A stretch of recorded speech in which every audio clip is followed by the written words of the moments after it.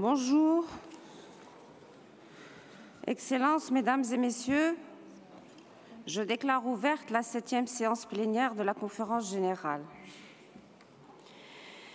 Aujourd'hui, nous allons continuer avec les déclarations nationales et puisque nous avons une longue liste d'éminents orateurs, je propose que nous commencions immédiatement avec notre travail. Je tiens à vous rappeler que chaque déclaration nationale sera limitée à 6 minutes. J'ai donc le plaisir de donner la parole à notre premier orateur, His Excellency Mr. Sean Richard, Vice Prime Minister of St-Kitts-And-Nevis. Your Excellency, you have the floor.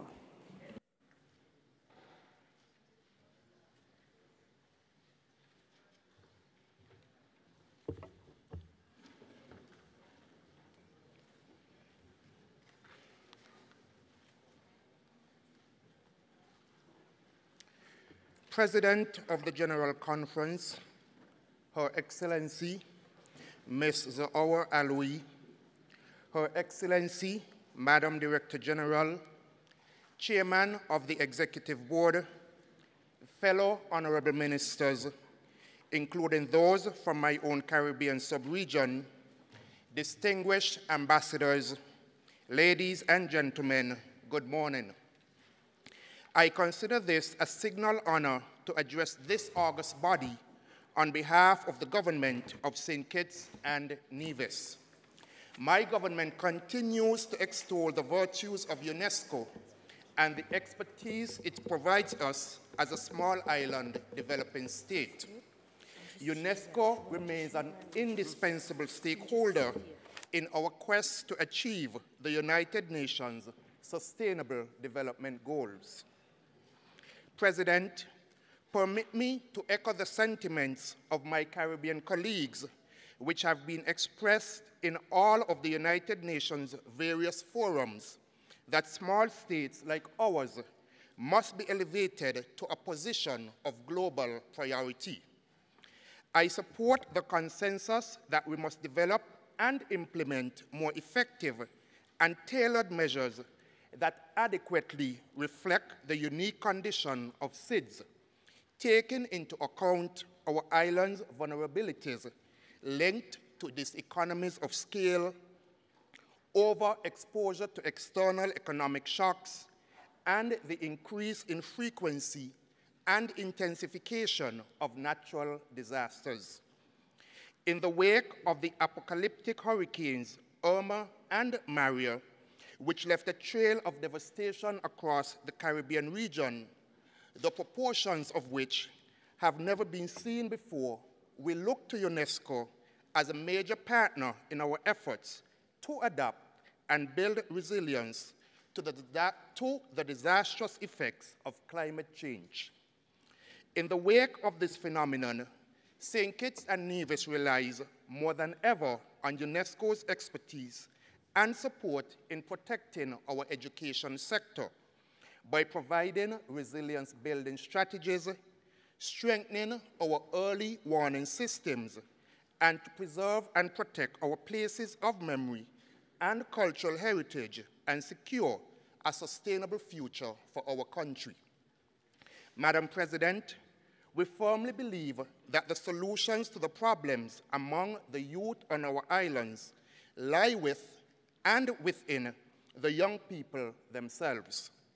They must be given the opportunity to play a more integral role in promoting and embracing the humanities, particularly in sports as a tool for development and empowerment, health and well-being, physical education, and anti-doping practices.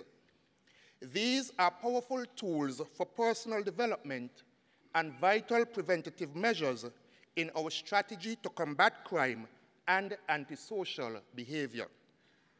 Young people's access to and active participation in lifelong quality education, including learning about their history and cultural heritage, along with skills training, are going to be critical to bolstering our Caribbean society on a whole. My government is fully of the view that social development cannot and will not occur as long as young people are marginalized, ostracized, or disregarded. Social and youth development must proceed hand in hand. Distinguished President, members, colleagues, the 21st century world that we have inhabited is experiencing unprecedented political, environmental, and social upheavals. It is amidst this uncertainty that small states like St-Kitts-And-Nevis seeks out UNESCO's comparative advantage and competencies in bringing peace to war-torn societies and in eradicating all levels of poverty in our societies. UNESCO is needed now more than ever. For St. Kitts and Nevis, UNESCO represents not just the conscience of the multilateral system, but it also provides one of the few spaces for the articulation of the sacred voice by giving respect to the fundamental importance of culture and history in our postmodern deliberations and planning for our future. UNESCO's existence and the platform it provides for intercultural dialogue services serves as an opportunity and reminder for us to draw on history and its lessons in devising strategies for a sustainable future for all of us. To withdraw our support from UNESCO is not just to withdraw from multilateralism, but to turn a deaf ear to the collective generational knowledge of humanity that has been preserved and passed down through the ages. Madam President, as we evolve towards new leadership at UNESCO, my government wishes to put on record our sincere gratitude to Her Excellency Irene Bokova for her sterling contribution during her long mandate as Director General of this fine organization. Her determined efforts to bring about reform within the organization, specifically in the area of gender equity and geographical distribution of staff, were commendable. Similarly, we would also like to commend and congratulate the new leadership to be ushered in at this session of the General Conference, Her Excellency Ms. Audrey Azoulay of France, and wish her well in her endeavors to further make UNESCO fit for purpose. Thank you for your kind consideration.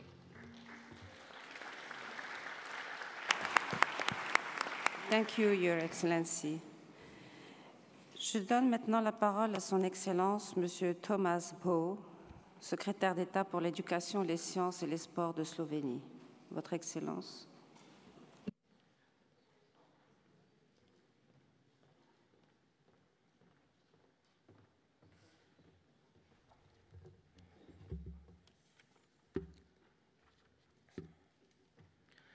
Madam Director General, Madam President of the General Conference, President of the Executive Board, Excellencies, distinguished delegates. It gives me a great pleasure to address the 39th session of the General Conference and share with you some views regarding the important challenges that stand before UNESCO today. On behalf of the government of Slovenia and on my personal behalf, I would like to express our sincere gratitude to the Director General, Mrs. Irina Bokova, for her efforts as a head of our organization. Slovenia fully associates itself with the statements made on behalf of the European Union. The strength of the UNESCO was and still lies in the moral and intellectual solidarity, and again, we would like to underline the comparative advantage of the network of UNESCO national commissions, that they are a perfect tool both for UNESCO and its member states, and deserve their appreciation and support. UNESCO needs reforms, and in this perspective, among other issues, Slovenia welcomes the nomination of Audrey Azoulay as a new UNESCO Director General. This is also while Slovenia actively fulfills its mandate as member of the executive board, since we wish UNESCO to be an organization with the focus to meet global challenges instead of spreading its resources too widely. Many of UNESCO's core values are closely linked to what the world needs for development. Without education, we cannot solve the challenges of the future. Without cooperation in science, we cannot optimize development. Without culture and cultural diversity, we cannot liberate ourselves from narrow-mindedness, and thus we counteract the struggle for peace. Further, free exchange of ideas, as is stated in the Constitution of UNESCO, is a solid foundation for peace, cooperation, development, and economic growth. Slovenia welcomes the integrated budget framework, which will foster the structured financing dialogue in order to successfully mobilize extra budgetary funds. Slovenia welcomes the strong focus UNESCO is placing on the implementation of the Agenda 2030 in the framework of the Sustainable Development Goals that touch the every core of UNESCO's mandate. Dear colleagues, at the present session of the General Conference, we will have the opportunity to discuss the way forward regarding the international collaboration in the field of open education resources, and to adopt results of the second OER conference in Ljubljana, which took place in Ljubljana last September. International collaboration of OER is one of the ways to implement SDG 4 on quality education. At the Congress, the Ljubljana OER Action Plan and Ministerial Statement were adopted. Please allow me to express my sincere appreciation to the UNESCO education as well as communication and information sector for their excellent cooperation. I would also like to highlight the valuable contribution of the Knowledge Societies Division in preparing and organizing this excellent event. As well, our thanks go to all partners involved in the organization, especially the Commonwealth of Learning, Creative Commons, and the William and Flora Hellett Foundation. Before concluding, please allow me to express one more important topic. Slovenia would like to enhance the empowerment of young people. Looking ahead, we propose to focus not only on formal education and job creation, but also on human rights education, democratic and global citizenship, on education against the racism and intolerance, and on education to prevent violent extremism. UNESCO has the biggest potential in these fields. Therefore, Slovenia wishes to empower UNESCO's Youth Forum taking place before every session of the General Conference. In cooperation with the Slovenian National Commission for UNESCO, the Slovenian UNESCO Youth Network organized a preparatory youth meeting for the European region some weeks ago. The meeting resulted in a list of European UNESCO youth recommendations, which were presented at this year's UNESCO's Youth Forum and will be presented by young delegates during the session of the SHHS Commission. I strongly wish that UNESCO will continue to perform its role in the future, and that this General Conference will again be a meeting place of different cultures, systems, and beliefs with the one common goal: to build defenses of peace in the minds of men and women, which can only be achieved by maintaining the humanist perspective and perception of ourselves and the world around us. Thank you very much.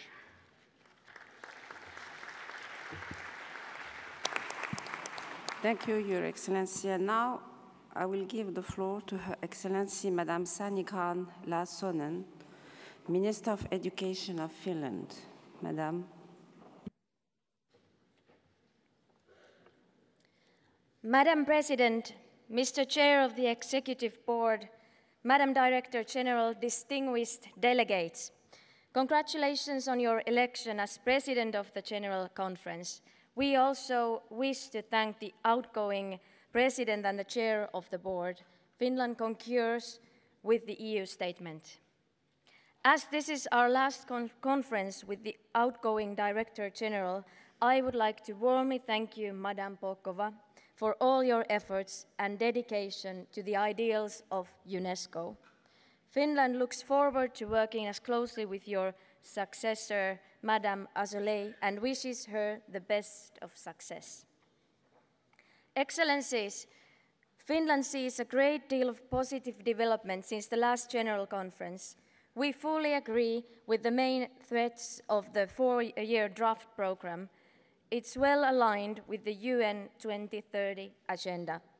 We believe that UNESCO, a normative actor with convening power and rights-based approach, has an important role to play. UNESCO offers unique added value for the 2030 agenda. Today, when more cooperation between more member states is needed, not less, Finland deeply regrets the decision by the US and Israel to withdraw from UNESCO. We recall the ambitions of UNESCO's founding fathers and the need to overcome confrontations with dialogue and constructive outcomes.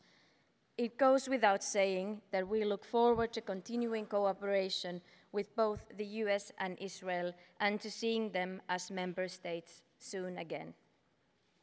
Finland strongly supports UNESCO's leading role in coordinating the implementation of Sustainable Development Goal 4 on education.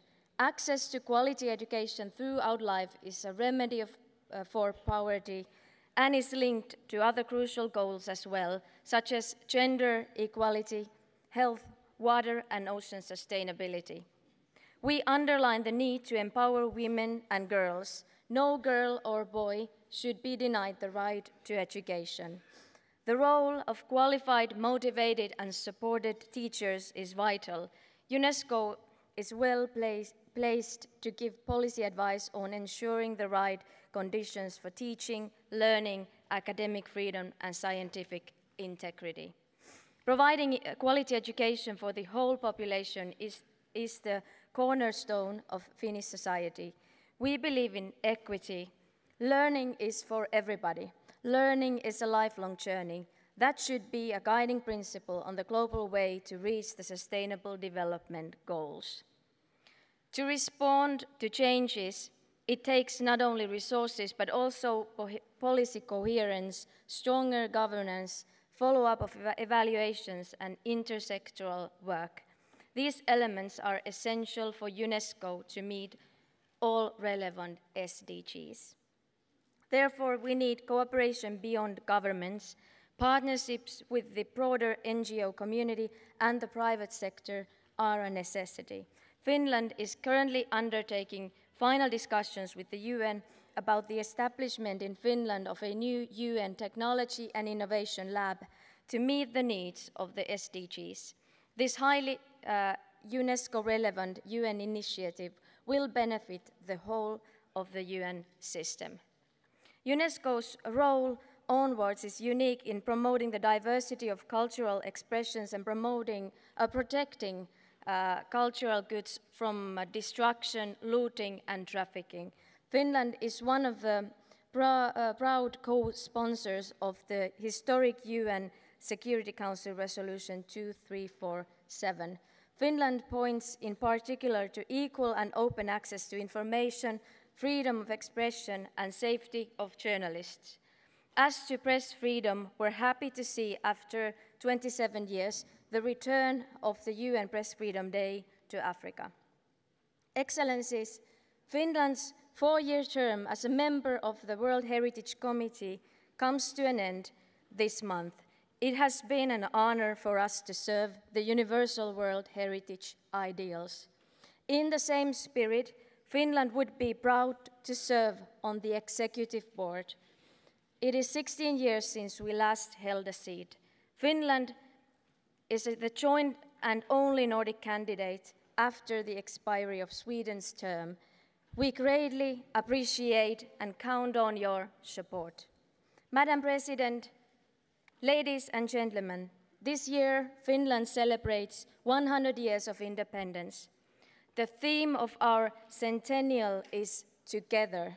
Since the beginning of our independence, Finland has supported an international order based on rules and on working together. Global challenges like achieving the SDGs need to be addressed together, not in isolation or only by unilateral actions. Peace, security, human rights, and development belong to all of us, from the smallest islands to the biggest countries. Only together we're strong enough to make a change. Thank you very much for your attention. Thank you. Thank you, Madam Minister. Our next speaker is Her Excellency Madam Unity Doe, Minister of Education of Botswana. Madam, you have the floor.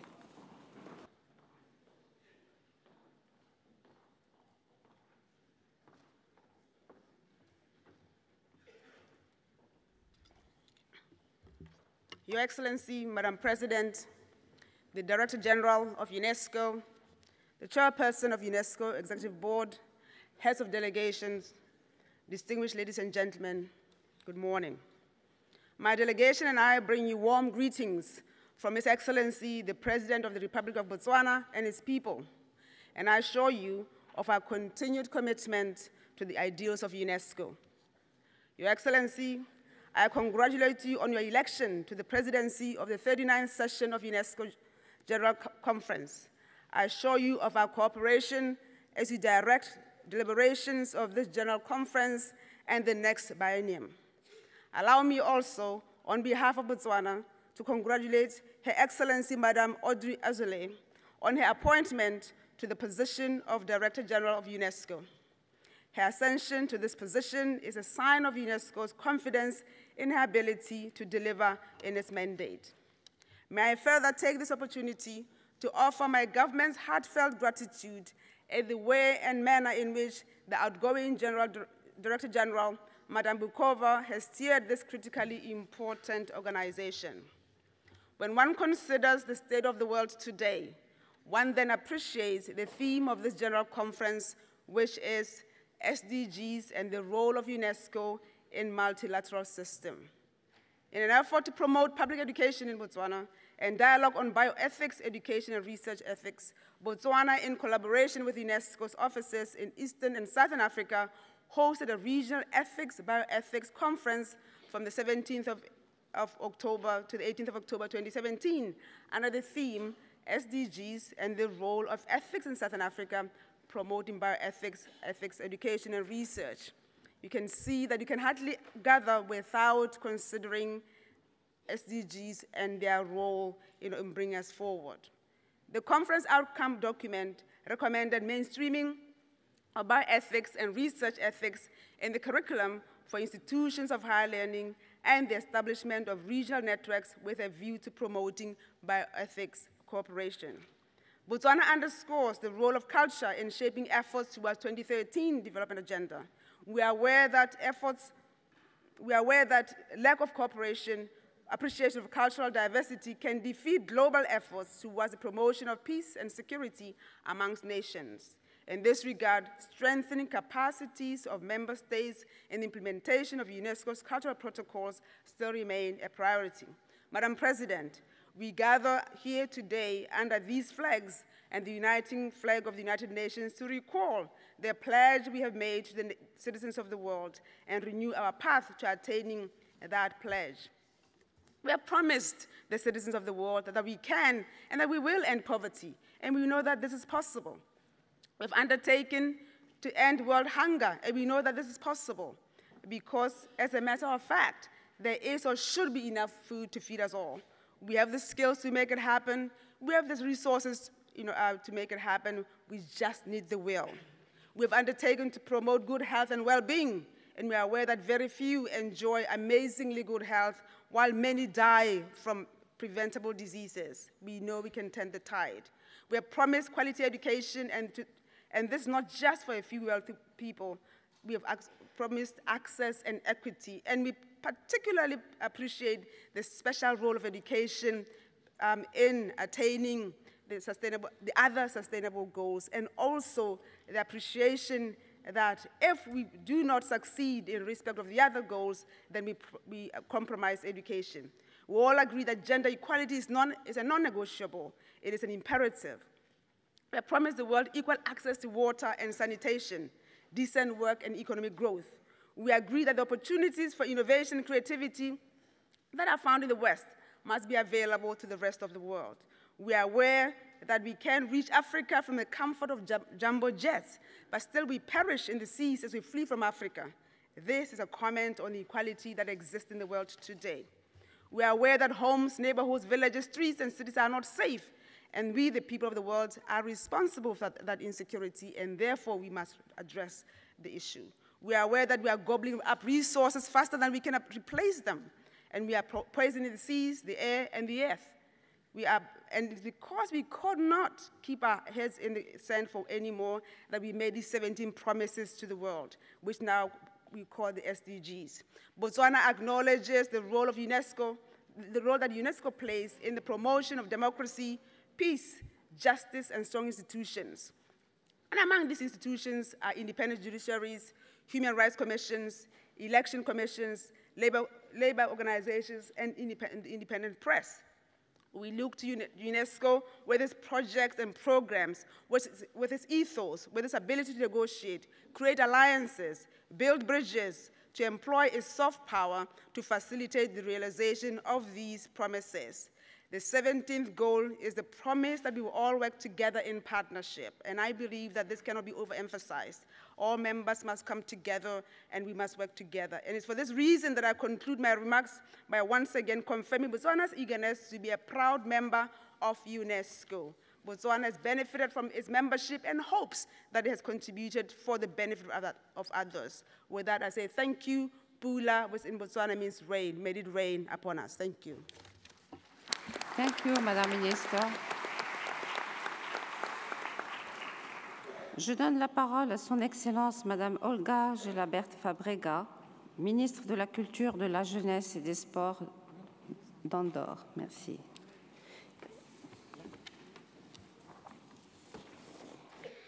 Madame la Présidente de la Conférence générale, Madame la Directrice générale, Excellences, Mesdames et Messieurs, permettez-moi, avant tout, au nom de mon gouvernement, de remercier Madame Bokova pour la page écrite durant ces 8 années et féliciter Madame Azoulay pour sa nomination. Nous l'accompagnerons dans la lourde tâche qui sera la sienne.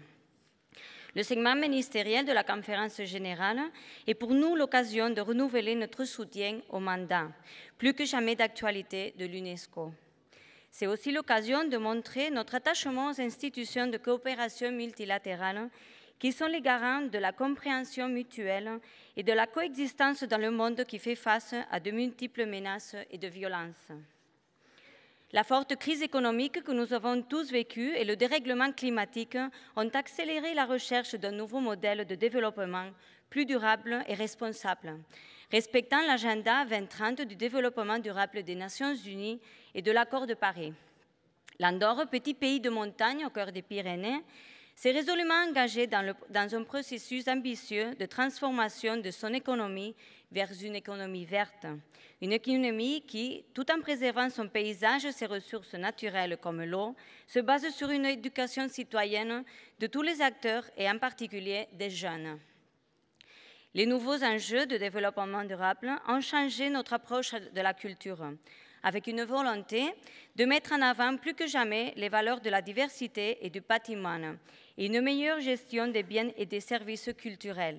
C'est ainsi que notre stratégie nationale du paysage et la mise en valeur de notre patrimoine naturel et culturel fédèrent différentes générations et favorisent une image de bien vivre pour nos millions de touristes. L'UNESCO participe de ce changement en mettant à notre disposition des outils particulièrement efficaces comme la gestion des sites classés, la Vall del Madriu per a Fita Claro, paysage culturel inscrit sur la liste de patrimoine mondial qui occupe 10% de notre territoire et en train de devenir un moteur essentiel pour montrer la cohérence entre la force de l'histoire et de la nature, avec des actions de dynamisation sociale et de loisirs. Des dispositifs conventionnels qui nous permettent de valoriser des traditions populaires, comme l'inscription en 2015 des feux du solstice d'été dans les Pyrénées, sur la liste représentative du patrimoine immatériel. Cette inscription renforce les liens transfrontaliers et la cohésion sociale avec les communautés voisines de la France et de l'Espagne, qui partagent la pratique de cette fête. Des dispositifs qui nous permettent de mieux lutter contre le dopage dans le sport, vecteur de cohésion sociale en principauté. Je tiens d'ailleurs à remercier ici le Fonds pour la lutte contre le dopage dans le sport de l'UNESCO, à l'aide qu'il nous a apportée pour développer une politique de prévention et de lutte contre cette pratique déloyale qui met en péril l'intégrité et les valeurs du sport. Ces trois exemples différents sont l'illustration d'actions concrètes impliquant des acteurs différents et des acteurs multiples, favorisant des initiatives locales et œuvrant pour la préservation et une culture de la paix.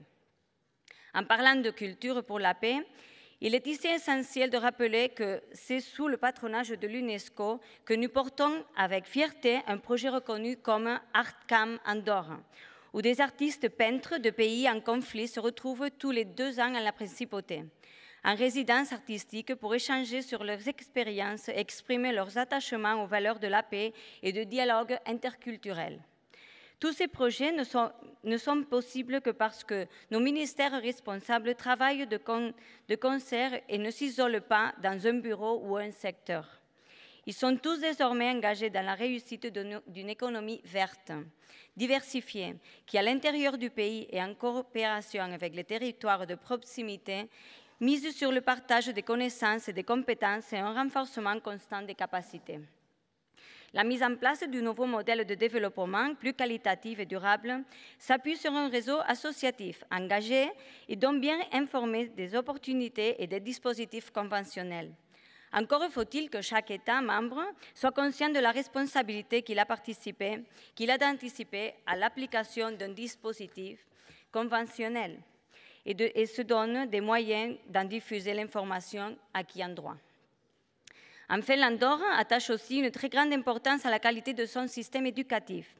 Elle est engagée dans des réformes structurelles qui permettent non seulement d'adapter l'enseignement des élèves à son nouvel environnement, mais de leur donner des outils d'une meilleure compréhension de complexité du monde, un esprit critique et un apprentissage de la différence. C'est ainsi qu'au-delà des évaluations internes, nous venons ratifier la Convention concernant la lutte contre la discrimination en matière d'enseignement et de faire appel à l'OCDE pour programmer la mise en place de PISA for School. L'éducation pour la citoyenneté démocratique et les droits de l'homme demeurent une priorité. L'UNESCO, tout comme les Nations Unies, est engagée depuis des années dans un processus de réforme pour mieux répondre à son mandat. Elle devra pour cela se recentrer sur son mandat originel et veiller à mieux cibler et coordonner des actions avec toutes les organisations internationales. Mais la réforme implique tout autant les États membres qui doivent pour que jamais contribuer à l'amélioration continue des pratiques et être en mesure de respecter l'aide et le développement des pays les plus vulnérables. Face au mouvement de repli, l'Andorre fait le choix de l'ouverture de l'engagement dans le respect. Il n'y a désormais pas de grands ou petits pays. Il y a des pays tout engagés dans le même combat, chacun à nos niveaux et avec sa voix, peut et doit promouvoir le dialogue entre les États pour la culture de la paix. Merci de votre attention. Merci Madame la Ministre. والآن سأعطي الكلمة لمعالي الدكتور أحمد محمد العيسى وزير التعليم لمملكة العربية السعودية.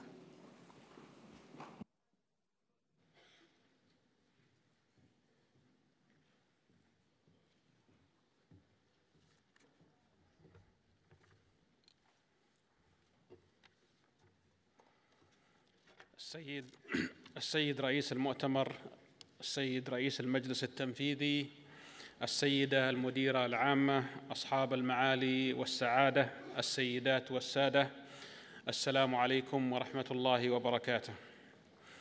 أنقل لكم من هذا المنبر، منبر اليونسكو، تحيات خادم الحرمين الشريفين الملك سلمان بن عبد العزيز آل سعود، وتحيات ولي العهد الأمير محمد بن سلمان بن عبد العزيز آل سعود. وإنني أتقدم بالشكر للإدارة السابقة لهذه المنظمة على ما قدمته خلال فترة توليها دفة القيادة، وأخص بالشكر السيدة إيرينيا بوكوفا فإنني أيضاً باسم حكومة المملكة العربية السعودية أتقدم بالتهنئة للإدارة الجديدة بقيادة السيدة أودري أزولاي، والذي نبارك لها اختيارها لمنصب المدير العام للمنظمة، ونؤكد على استمرارية تعاون المملكة العربية السعودية مع اليونسكو في جميع المجالات، واستمرارية تقديم الدعم والاستفادة ما أمكن من جميع البرامج التي تقوم بها وتقدمها اليونسكو. أصحاب المعالي، أصحاب السعادة، لقد تبنت المملكة العربية السعودية رؤية 2030، وهي رؤية طموحة في ظل المتغيرات العالمية والتسارع التقني، ونحن جادون وعازمون على تحقيق هذه الرؤية لبناء المستقبل الواعد من خلال إصلاح نظام التعليم واعتماد أساليب التعلم والتطبيقات والتقنيات الحديثة في التعليم بجميع مجالاته ومساراته.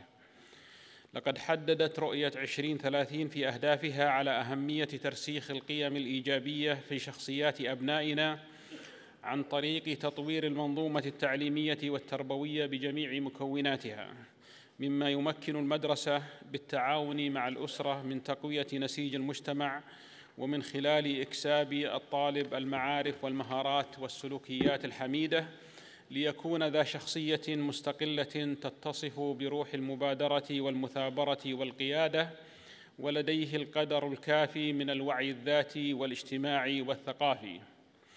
ومن أجل الوصول إلى تحقيق رؤية 2030 قامت وزارة التعليم بطرح المبادرات النوعية من خلال برنامج التحول الوطني الذي يسعى إلى تحويل المملكة إلى بلد معرفي مبدع.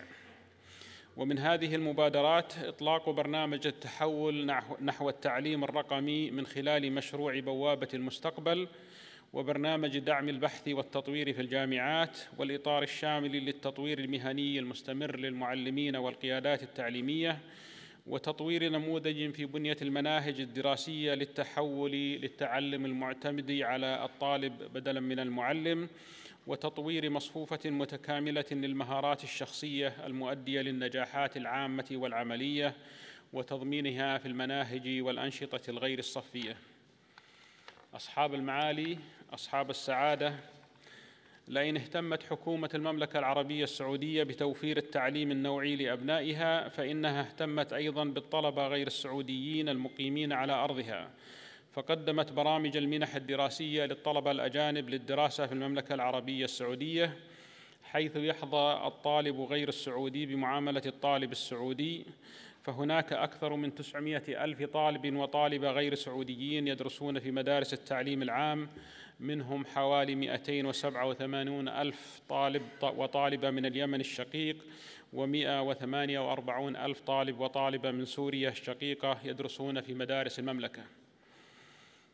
أصحاب المعالي والسعادة، إن التراث موروث شعبي واجتماعي، والحفاظ عليه أمر مهم، واليونسكو كمنظمة عالمية أولت ذلك اهتماماً بالغاً. وإنني أدعو المؤتمرين بالتأكيد على المحافظة على التراث، وأن يستمر ضمن أولويات عمل المنظمة. وقد أكدت رؤية المملكة 2030 في أحد أهدافها على رفع عدد المواقع الأثرية في المملكة المسجلة في اليونسكو إلى الضعف على الأقل. كما أنني أتقدم إليكم بمقترح تبنته حكومة المملكة العربية السعودية، وهو تعزيز الشخصية السعودية، حيث تعمل على إصدار ميثاق خاص بالشخصية الوطنية يحدد ملامح الشخصية السعودية في القرن 21، وينبثق منه العديد من البرامج التربوية والإعلامية.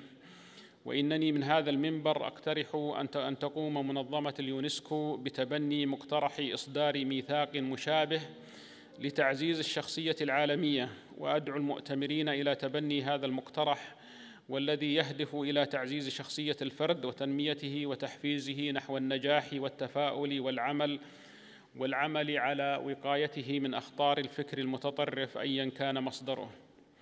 وإنني إذ أدعو إلى تبني هذا المقترح، فنحن مستعدون للتعاون مع المنظمة وأي دولة عضو وتقديم ما لدينا في هذا المجال. وفي الختام أشكر لكم حسن استماعكم، والسلام عليكم ورحمة الله وبركاته. شكراً معالي الوزير. And now I will give the floor to His Excellency Mr. Henrik Asheim, Minister of Education and Research of Norway. Director General, Excellencies, friends of UNESCO. UNESCO stands at a crossroad. This fall, we have heard a founding member announcing its withdrawal from UNESCO at a time when the UN is more important than ever. We strongly regret this. Director General Bokova, in this time of difficulty and severe financial constraint, you have managed not only to keep the organization going, but increased UNESCO's visibility on the international agenda. Your legacy at UNESCO will live on and continue under the new leadership.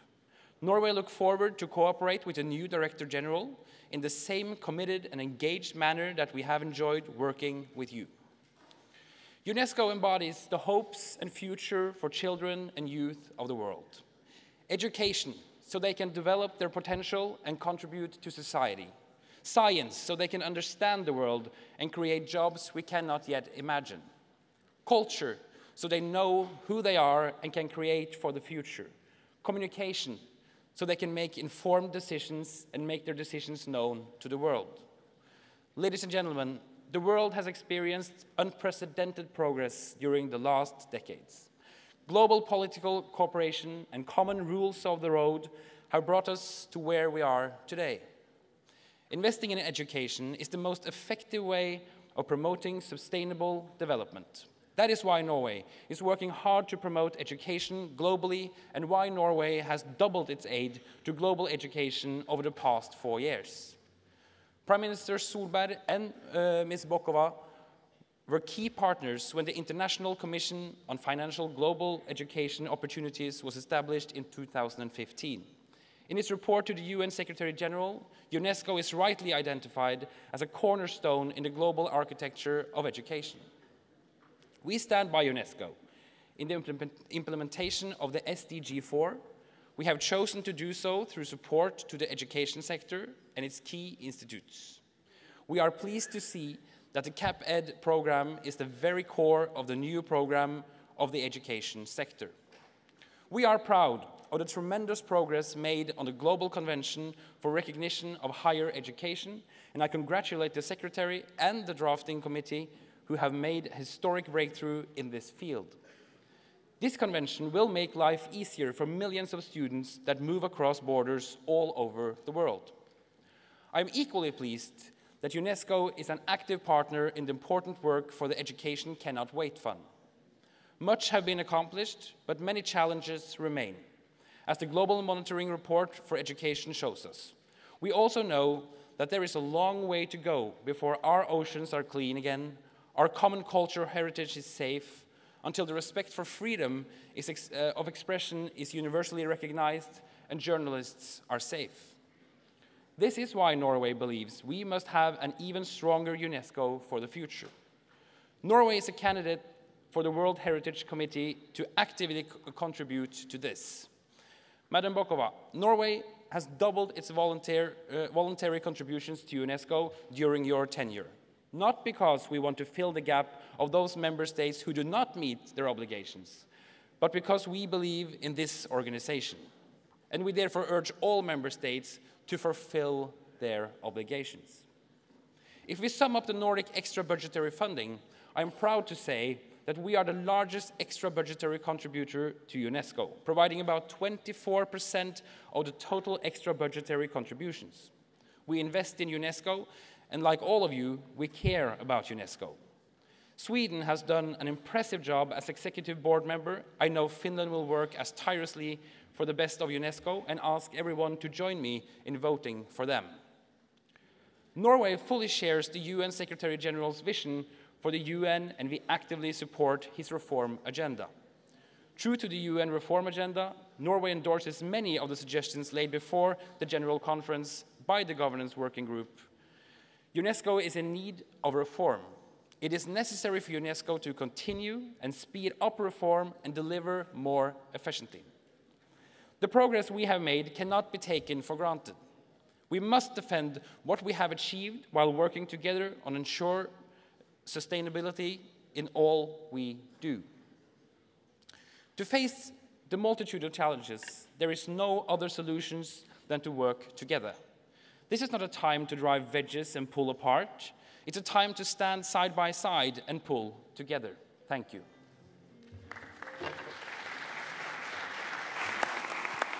Thank you, Minister. Our next speaker is His Excellency Dr. Myoten G, Minister of Education of Myanmar. Your Excellency, you have the floor.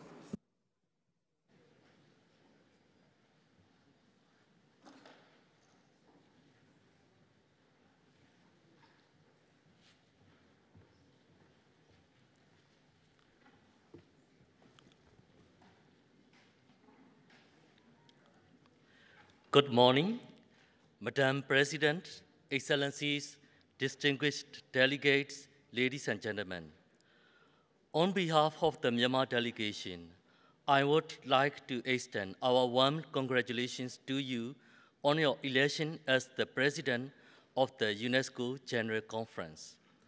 Madam President, to fully realize the benefits of equality education system, the Ministry of Education, Myanmar, has been implementing a National Education Strategic Plan, NESP 2016 to 2021, which is now gradually gaining momentum.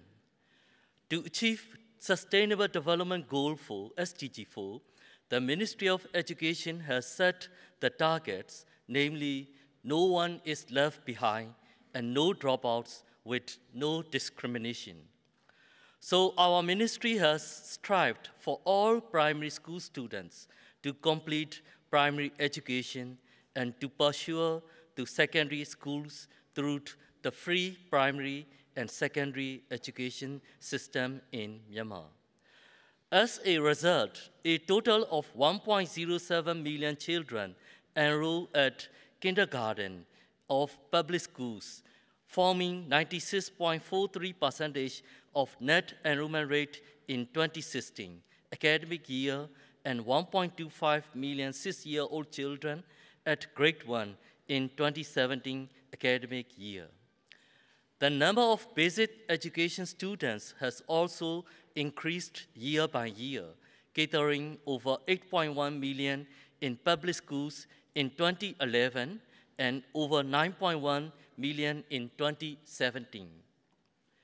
The Ministry of Education ensures inclusiveness and equity by providing a special education program for those students with visual impairment and hearing impairment and remedial education for those who are either weak in learning or who has low school attendance.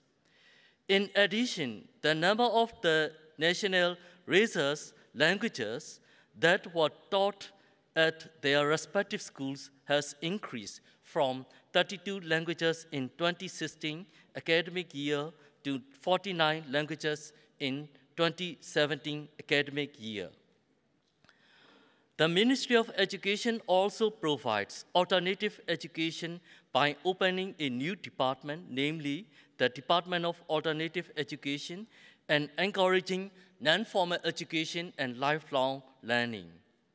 The Ministry of Education has started to transform the present 542 system of the basic education to a new KG plus 12 system since 2016 academic year.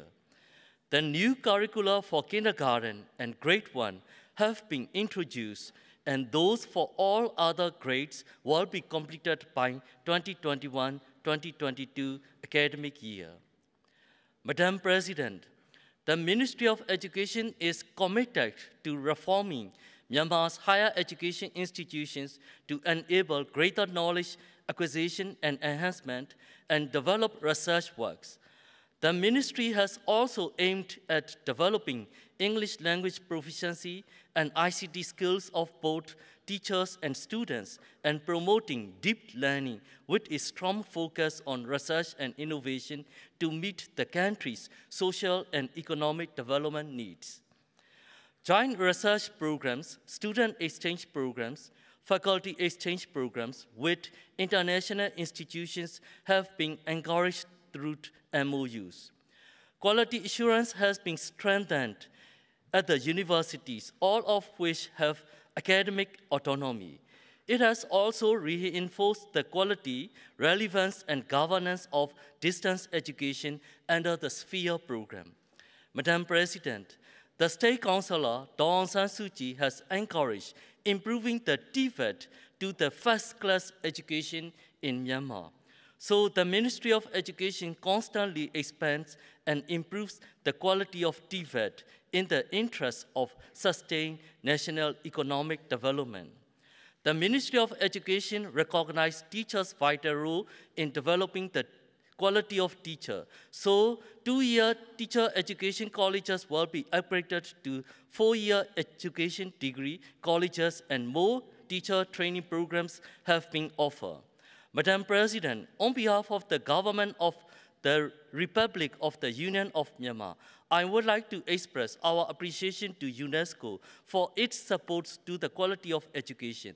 The inscription of cultural sites and natural sites on the World Heritage List, as well as the access to and use of new communication and information technologies. In conclusion, Myanmar has been trying to achieve the SDG 4, its targets and indicators. To achieve them, Ministry of Education, working together with development partners, has been launching the NESP with a focus on the principles of education.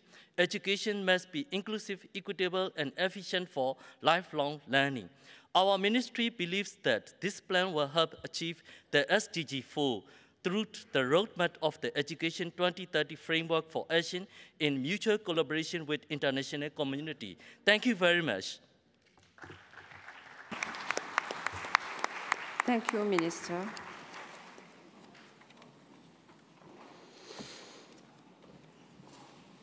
And now I will give the floor to His Excellency Mr. Gustaf Fridolin, Minister of Education of Sweden. Minister. Thank you, Madam President, Mr. Chair, Director General, distinguished delegates. It's an honor to address the 39th General Conference. Sweden fully aligns itself with the EU statement. With its mandate, UNESCO has a key role to play in the common UN struggle for sustainable development and for a more secure world. The 2030 Agenda for Sustainable Development and the Paris Agreement are proof of what we can achieve when we work together. For us who believe in multilateralism, these two truly global agreements create hope for a world where we solve common problems through global cooperation. I am proud to announce that Sweden will provide $500 million to support the implementation of Agenda 2030 in partner countries.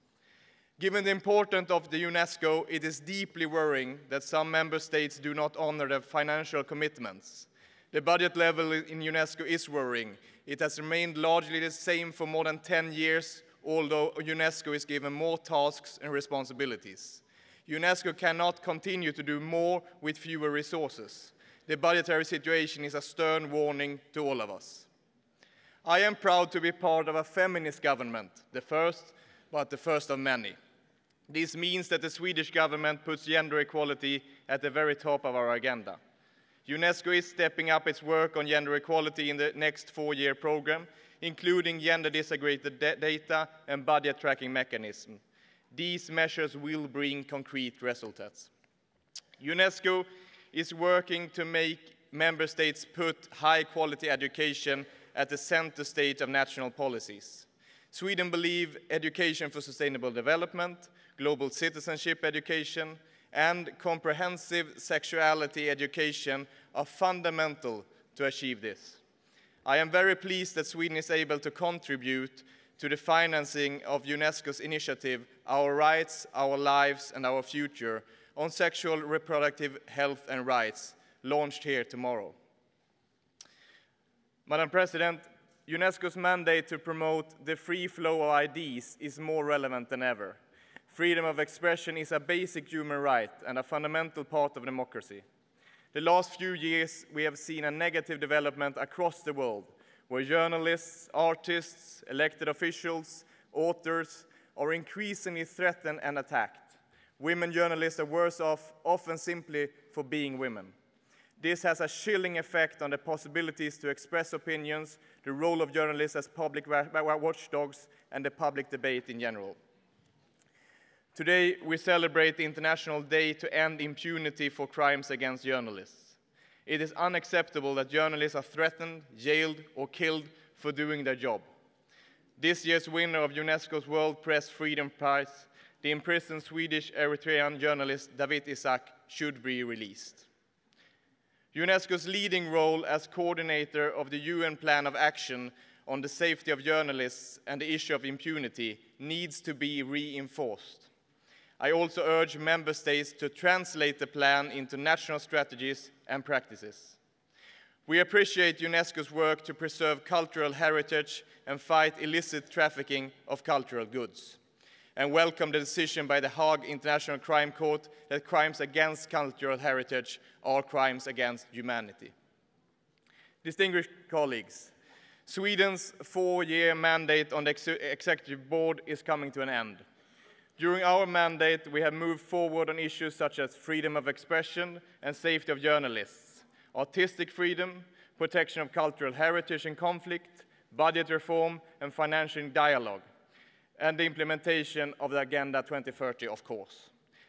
This will remain Swedish priorities. At this moment, I would personally like to thank the outgoing Director General, Irina Bokova, for her service.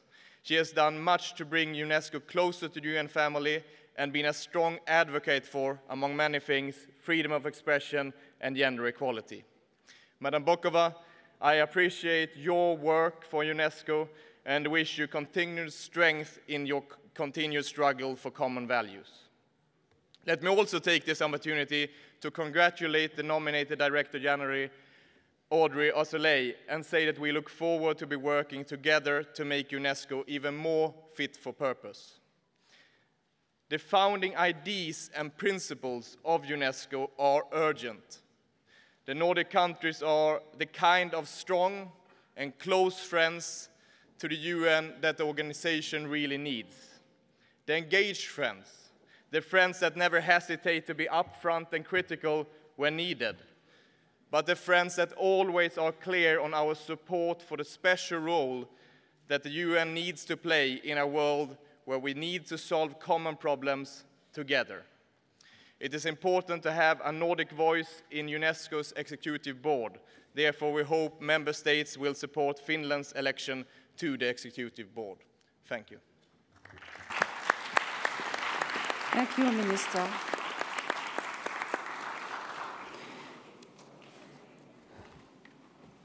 Our next speaker is Her Excellency Mrs. Asta Magnusdóttir, Permanent Secretary, Minister of Education, Science and Culture of Iceland.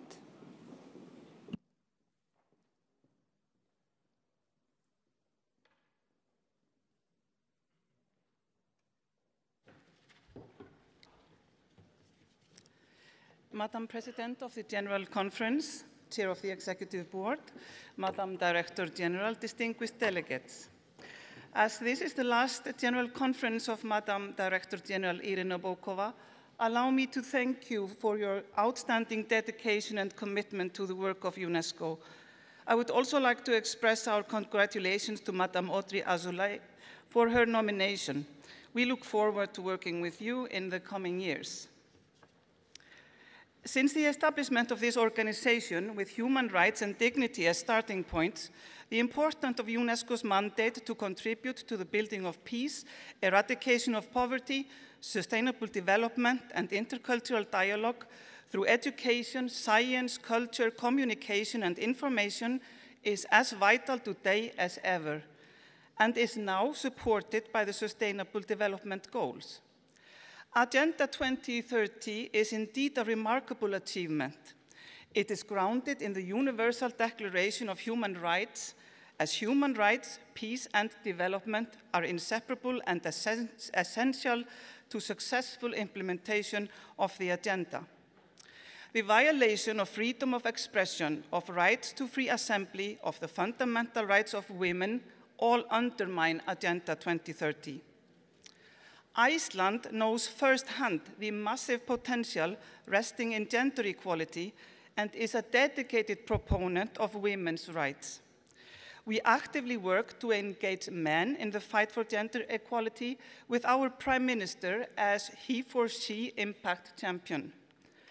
We place high priority on reproductive health and rights and continue to promote women's participation and the peace and security agenda. Empowering women is not only a human rights issue, it's an economic necessity. Madam President, there is no question in my mind that education is the key to lasting peace, the key to sustainable development, and the key to eradication of poverty. It is my belief that access to education is a fundamental human right of which nobody should be deprived.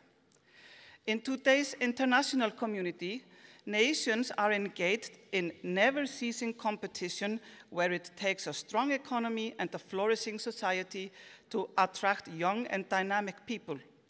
Quality education is a key in the development of any economy or society.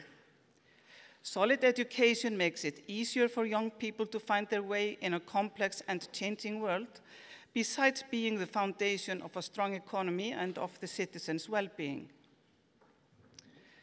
Education and gender equality are two key elements in the Sustainable Development Agenda. The balance reached in this universal and integrated agenda is an achievement which we should be proud of. Iceland is particularly proud to have been among the proponents of gender equality and empowerment of women as overarching elements of our agenda. Our aims within UNESCO are also to spread knowledge and promote freedom of expression, global citizenship, enhance sustainable development, and to encourage acceptance of cultural diversity, just to mention some areas of concern. These areas are all first and foremost addressed through better education. One characteristic of a just and humane society is the treatment of its minorities.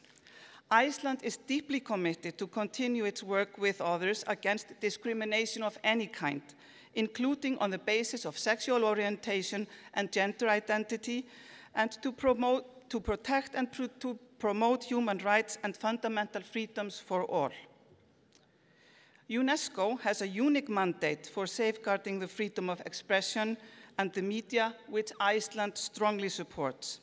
Not only is this a fundamental human right, which is vital for open societies, democracy, and free market economies, but it is also a key in realizing our ambitions in education, science, and culture. The potential of the new media needs to be continued to be harnessed in the same spirit of freedom so that we may best contribute to our goals. Ladies and gentlemen, to build a better future for all, we need to accelerate momentum towards the Sustainable Development Goals. It is about delivering on the collective promise we all made. We need to support the data revolution called for in the 2030 Agenda to ensure that sustainable development plans and policies reach the most in need. Therefore, it is important that a special focus has been placed on measures of equity and equality in order to support the development, implementation, and monitoring of policies aimed at reducing inequalities and overcoming all forms of discrimination. To conclude, UNESCO's role as a champion of peace, understanding, and tolerance is as ever urgent and vital. Quality education, gender equality, and sustainability must be cross-cutting themes in all our work. Iceland is firmly committed to actively support UNESCO in this pursuit and thereby working towards the common good. Thank you for your attention. Thank you, Minister. Notre prochain orateur sur la liste est Son Excellence, Monsieur Robert Alagiosowski, ministre de la Culture de l'ex-République yougoslave de Macédoine. Excellence, vous avez la parole.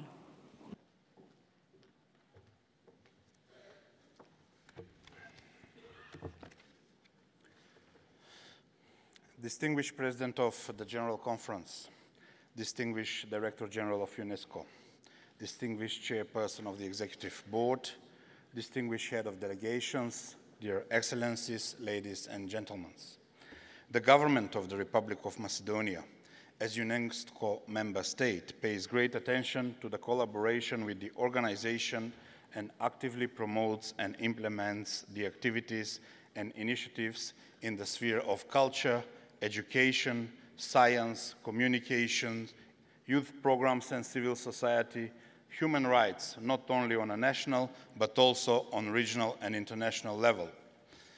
The Republic of Macedonia makes effort to implement active and constructive cooperation with other UNESCO member states based on the democratic principles on which the organization endeavors.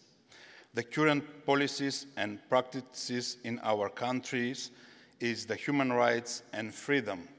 Recently, our Prime Minister opened an LGBT festival for the first time, not only in the country, but in the whole region.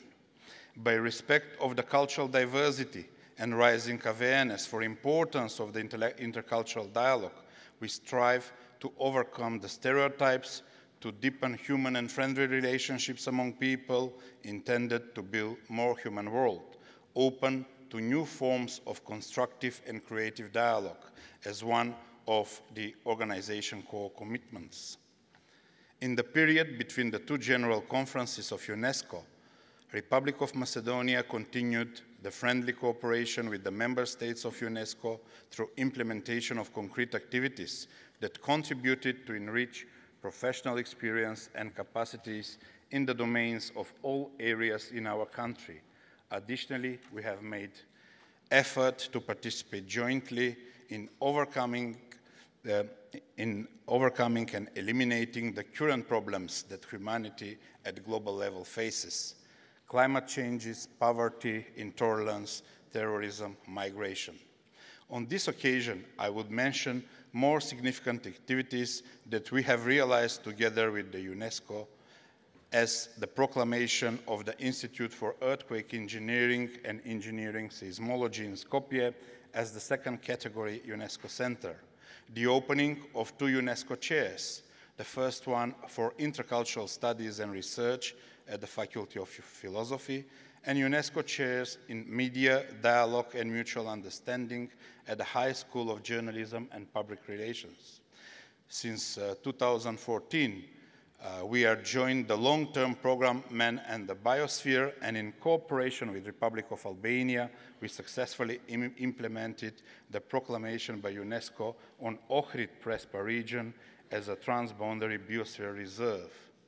Our country is actively involved in the project towards enhancement management of the common transboundary national and cultural heritage of the Lake Ohrid region, the upstream process implemented by UNESCO and the EU, a cross-border cooperation between Albania and Macedonia for efficiency in the management of cultural and national heritage.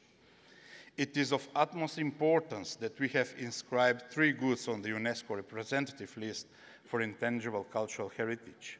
And this year we hope to inscribe the multinational application as the cultural practices related to March the 1st with Bulgaria, Romania, Moldova.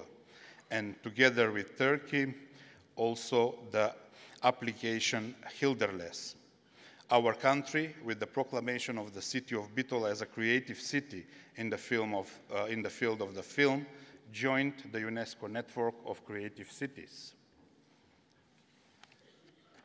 Ladies and gentlemen, Republic of Macedonia successfully and effectively takes part in the large European Union and international projects on citizen participation in education as one of the Sustainable Development Goals. That is why in this organization period on each level, the UNESCO Education 2030 places new temptations and challenges for quality education, but also providing equal educational opportunities for all on global, regional, and national level. I would like to emphasize that we continuously strive for improvement of education quality, evaluation, and introduction of appropriate educational policies and normative legislation, and formulation of strategies and programs in the framework of the long-term program of UNESCO's Education for All, through several project implementation and lifelong learning. I'm deeply convinced that despite the complex challenges we are going and be able to confirm in practice, the efforts of UNESCO and its member states, that the role can become more promising and more successful only through encouraging the intercultural dialogue, eradicating poverty, developing educational policies with aim to make them accessible to all, promoting and supporting the creative potential based on cultural diversity and freedom of expression, as well as reinforcing the international cooperation among the countries and all active players in these progressive processes. Finally, I will emphasize that the permanent determination of our country is peace preservation, democratic processes, deepening and development in all domains of social life, human rights, and freedom protection and promotion. Thank you for your attention. Thank you, Minister. And now I will give the floor to His Excellency Mr. Malam Adamu Adamu, Minister of Education of Nigeria. Your Excellency.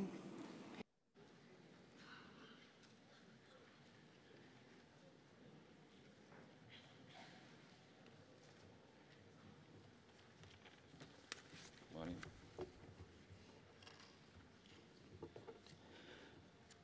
Madam President of the General Conference, Mr. Chairperson of the Executive Board, Madam Director General, permanent delegates, ladies and gentlemen.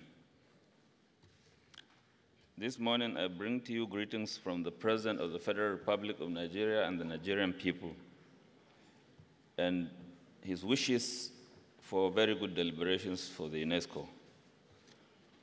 Madam President, we congratulate you on your election, and we look forward to your guidance throughout the deliberations during this session. Let me also thank Honorable Stanley Mutumba Smata for his efficient leadership as President of the 38th session in what he has done, and especially in the speech he has presented last time. He has indeed made Africa proud. Madam Director General, Nigeria has valued working with you, and we appreciate the growth of cooperation between Nigeria and UNESCO during your stewardship, especially the Memorandum of Understanding we signed with you during your visit to Nigeria in 2016. And we look forward to its full implementation. We wish you all the very best for the future as you retire honorably from this organization.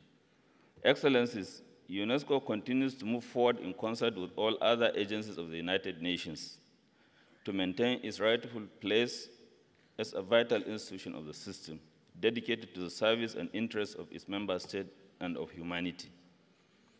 Nigeria therefore applauds all the efforts of the organization to improve its efficiency and to generate all the means essential for fulfilling its mission and mandate. In this context, we look forward to the report of the evaluation of the intersessional meetings of the Executive Board and that of the Working Group on Governance. Madam President, the government of Nigeria is committed to ensuring that Nigeria achieves the targets set for SDG 4 and all other 16 goals by the year 2030. We have concluded a review of the educational planning process in order to ensure the integration of SDG 4 in the education sector plans at both national and state levels. Our focus is on the repositioning of our educational system for sustainable development and the production of human capital with the skills necessary for the 21st century knowledge-driven economy. Furthermore, we recognize that sound policy making, efficient planning, good monitoring and evaluation require credible data. Consequently, the Nigeria Digest of Education Statistics 2014 to 2016 and the Education Indicators 2016 were recently published to guarantee reliable and timely statistical data for the education sector. And although Nigeria is still confronted with the adverse effects of the insurgency in the northeast, the Boko Haram, we have deployed initiatives that address education in emergency situations through concerted efforts. In this regard, I am very happy to report that our Safe School initiative has been largely successful. Excellencies, ladies and gentlemen, Nigeria appreciates the technical support of UNESCO in the planning of the proposed international conference on Lake Chad, which should lead to a comprehensive program of action to save the lake from extinction and to bring back the means of livelihood of the people. We also call for the strengthening of the MOST program to address some of the social and economic challenges emanating from the aftermath of the insurgency and because of climate change. In September, Nigeria successfully hosted the 5th session of the General Assembly of the Africa Network on Man and the Biosphere. One of the key recommendations of the Assembly was the establishment of the AfriBio Fund as a sustainable funding mechanism for the network. We look forward to the support of member states for the adoption of the draft resolution at this session. Excellencies, Nigeria places great importance to the UN resolution on the safety of journalists and the issue of impunity. And thanks to UNESCO for the recent training of African judges on the legal framework of freedom of expression, access to information, and on the safety of journalists. Madam President, Nigeria has fully participated in all the consultations that eventually produced a consensus on the budget of the organization for the next biennium.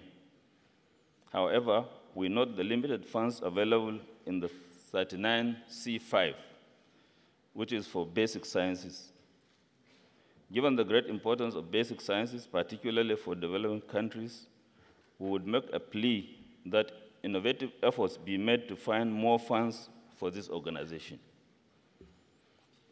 Once again, Madam President, ladies and gentlemen, I wish all of us a successful deliberation. Thank you very much for your attention. Thank you, Minister.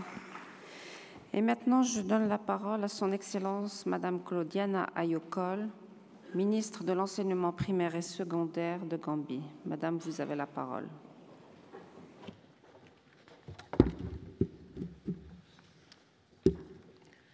Chairperson of the General Conference, Chairperson of the Executive Board, Madam Director General of UNESCO, Your Excellencies, ambassadors and permanent delegates, distinguished representatives of international organizations, distinguished ladies and gentlemen.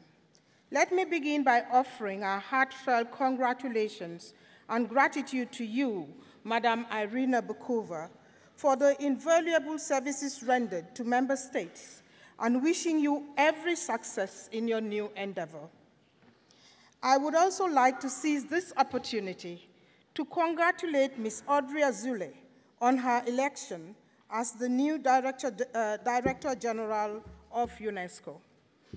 Distinguished ladies and gentlemen, today the Gambia is at a crossroads following 22 years of autocratic rule.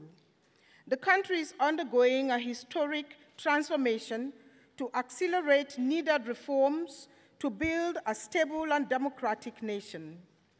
These reforms focus on improving various aspects of national interests, such as education, science, culture, information and communication, global citizenship, the rule of law, and good governance. They engage all sectors and all segments of society, especially women and youth. Despite the enthusiastic engagement of the leadership of the country to demonstrate that the appealing dividends of democracy are worth pursuing, the country is threatened by several fragilities that could potentially erode its chances of achieving sustainable development and peace. The moment is challenging, but the Gambia recognizes the leadership role that UNESCO could play in catalyzing resources and expertise which are critical to moving the country's overall development agenda.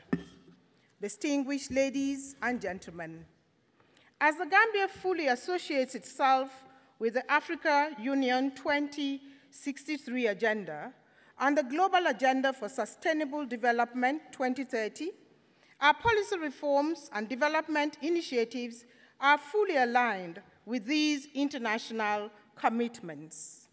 Accordingly, the recently finalized sector-wide education policy places strong emphasis on accessible, equitable, and inclusive quality education for sustainable development. In an attempt of leaving no one behind, the main thrust of this policy is the delivery of quality education, particularly for vulnerable and underprivileged population. The Gambia is grateful to UNESCO for the invaluable support provided for the integration of the country in the Global Observatory of Science Policy Instruments, GoSPIN projects. The Gambia hopes to become part of the Science and Gender Advancement Project, SAGA, to better streamline the participation of girls and women in science. Distinguished ladies and gentlemen, in the Gambia, culture as an essential tool to promote peaceful coexistence is streamlined and given prominence in all sectoral reforms. The promotion of cultural entrepreneurship and the fostering of trade relations to include cultural goods and services are vigorously pursued. To date, the Gambia has ratified 3 UNESCO Cultural Heritage Conventions. The country is working ardently towards the ratification of all other remaining cultural conventions. Distinguished ladies and gentlemen, the Gambia is appreciative of UNESCO's critical role in promoting youth and women empowerment. Efforts to mainstream gender have resulted in the domestication of international protocols such as the Maputo Protocol and the CEDAW, amongst others. My country has prioritized the participation of its youthful population to address challenges for society such as illegal migration, lack of adequate livelihood skills, and youth unemployment. In order to mitigate these structural and institutional reforms for the development of essential skills for self-employability and the promotion of global citizenship are put in place through sensitization and training programs. The 10th year of the African Youth Charter, Beijing +10 agenda, organized in the Gambia, brought together hundreds of youths across Africa to discuss issues related to peace, youth empowerment, and sustainable development. The important continental event was relevant and empowering as the outcome of the meeting fed into the AU 2017 roadmap on harnessing the African demographic dividend. Distinguished ladies and gentlemen, in 2016, the government of the Gambia initiated a major reform to reshape ICT environment in the Gambia and mitigate challenges that affect the expansion of ICT usage. The irreversible process in which the Gambia is engaged is that of peace, democracy, and good governance. The rule of the media and freedom of expression is critical in that process. The new Gambia has engaged meaningful legislative reforms for the establishment of a vibrant and professional media. In conclusion, we thank you for all the support, and we humbly ask UNESCO to maintain its visibility as lead agent in promoting the development agenda for Africa and in collaboration with the African Union. I thank you all for your kind attention. Thank you.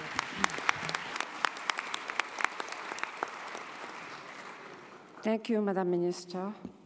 Je donne maintenant la parole à Son Excellence Monsieur Guy Arendt, secrétaire d'État à la Culture du Luxembourg.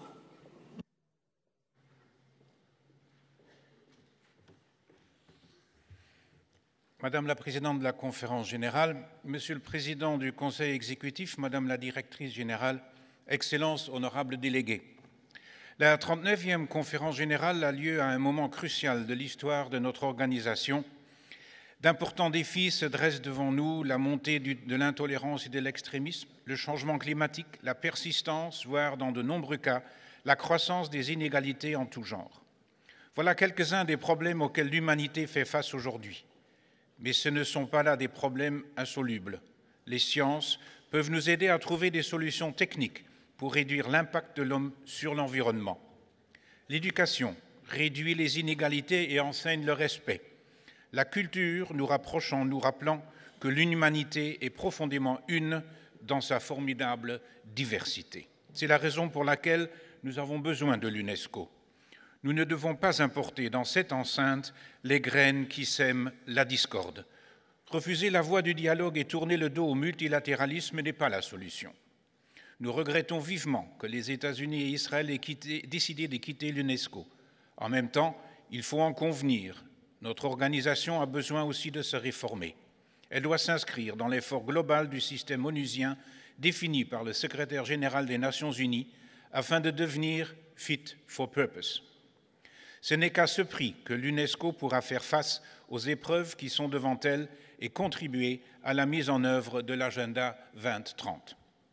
Madame la Présidente, permettez-moi de soulever certaines thématiques auxquelles le Luxembourg accorde une importance toute particulière. Je salue l'accent mis sur la protection du patrimoine culturel et la promotion du pluralisme culturel en cas de conflit armé.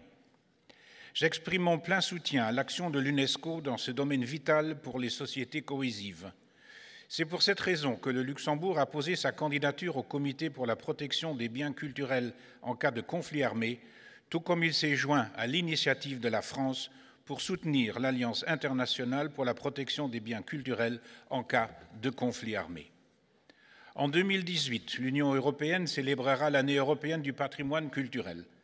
Au Grand-Duché, cette année est placée sous le signe de 3 thèmes, l'éducation et la sensibilisation pour l'importance du patrimoine culturel, le développement durable et les nouvelles technologies. Le libre accès à une éducation de qualité pour les hommes et les femmes tout au long de leur vie est indispensable pour le progrès de la société humaine. J'aimerais souligner l'importance toute particulière que le Luxembourg attache à l'apprentissage tout au long de la vie. L'éducation des adultes est un élément clé dans l'effort global pour la promotion de sociétés inclusives et équitables et pour la recherche d'un développement durable. Des hommes et des femmes bien formés et disponibles à élargir leurs connaissances et compétences tout au long de leur vie prennent en main leur destin, s'engagent dans leur communauté et participent au développement durable de leur société. Au Luxembourg, pays multilingue et multiculturel, où les non-nationaux forment 46% de la population, nous sommes persuadés de la nécessité de l'éducation des adultes, ceci notamment pour garantir la prospérité du pays et l'épanouissement personnel et professionnel de tous nos concitoyens. Madame la Présidente, l'agenda 2030 a pour objectif de garantir aux générations futures un environnement sain, afin de leur permettre de s'épanouir dans un cadre de vie durable, dans un monde en paix. Une belle illustration de ce but sont les programmes des géoparcs mondiaux et l'homme et la biosphère. Le Luxembourg accorde traditionnellement une grande importance à la qualité de l'eau et de ses sols et à la recherche des solutions durables pour l'homme et son environnement, et ceci aussi bien au niveau national que dans le cadre de sa coopération au développement. J'ai l'honneur de vous annoncer aujourd'hui que le Luxembourg entend déposer dans un futur proche des candidatures luxembourgeoises pour ces 2 programmes géoparcs mondiaux et l'homme et la biosphère qui permettront au monde de découvrir les riches facettes naturelles souvent mal connues de notre pays. C'est dans ce contexte aussi que j'aimerais souligner le poids que le gouvernement luxembourgeois met sur la science et la recherche scientifique.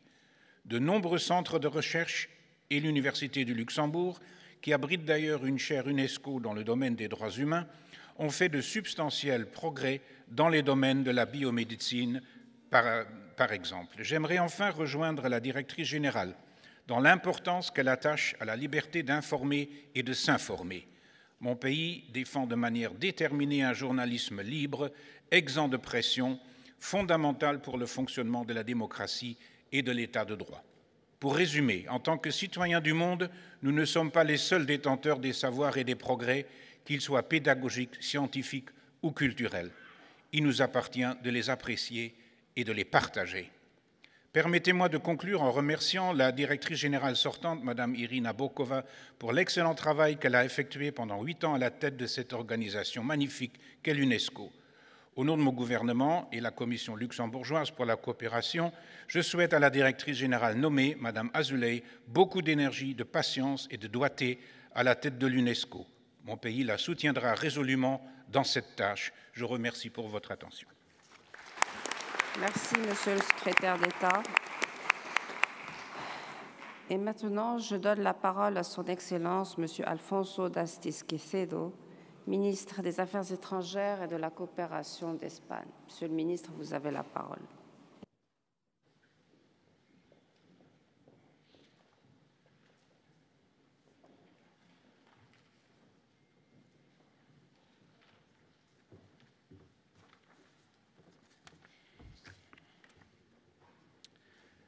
Señora Presidenta de la Conferencia General, señor Presidente del Consejo Ejecutivo, señora Directora General, autoridades, señoras y señores delegados permanentes.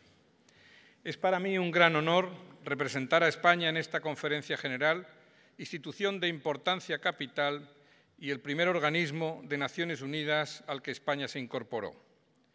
Compartimos, por ello, el pleno convencimiento de que educación, ciencia y cultura son el fundamento de la paz, la seguridad, los derechos humanos y, por supuesto, el desarrollo sostenible.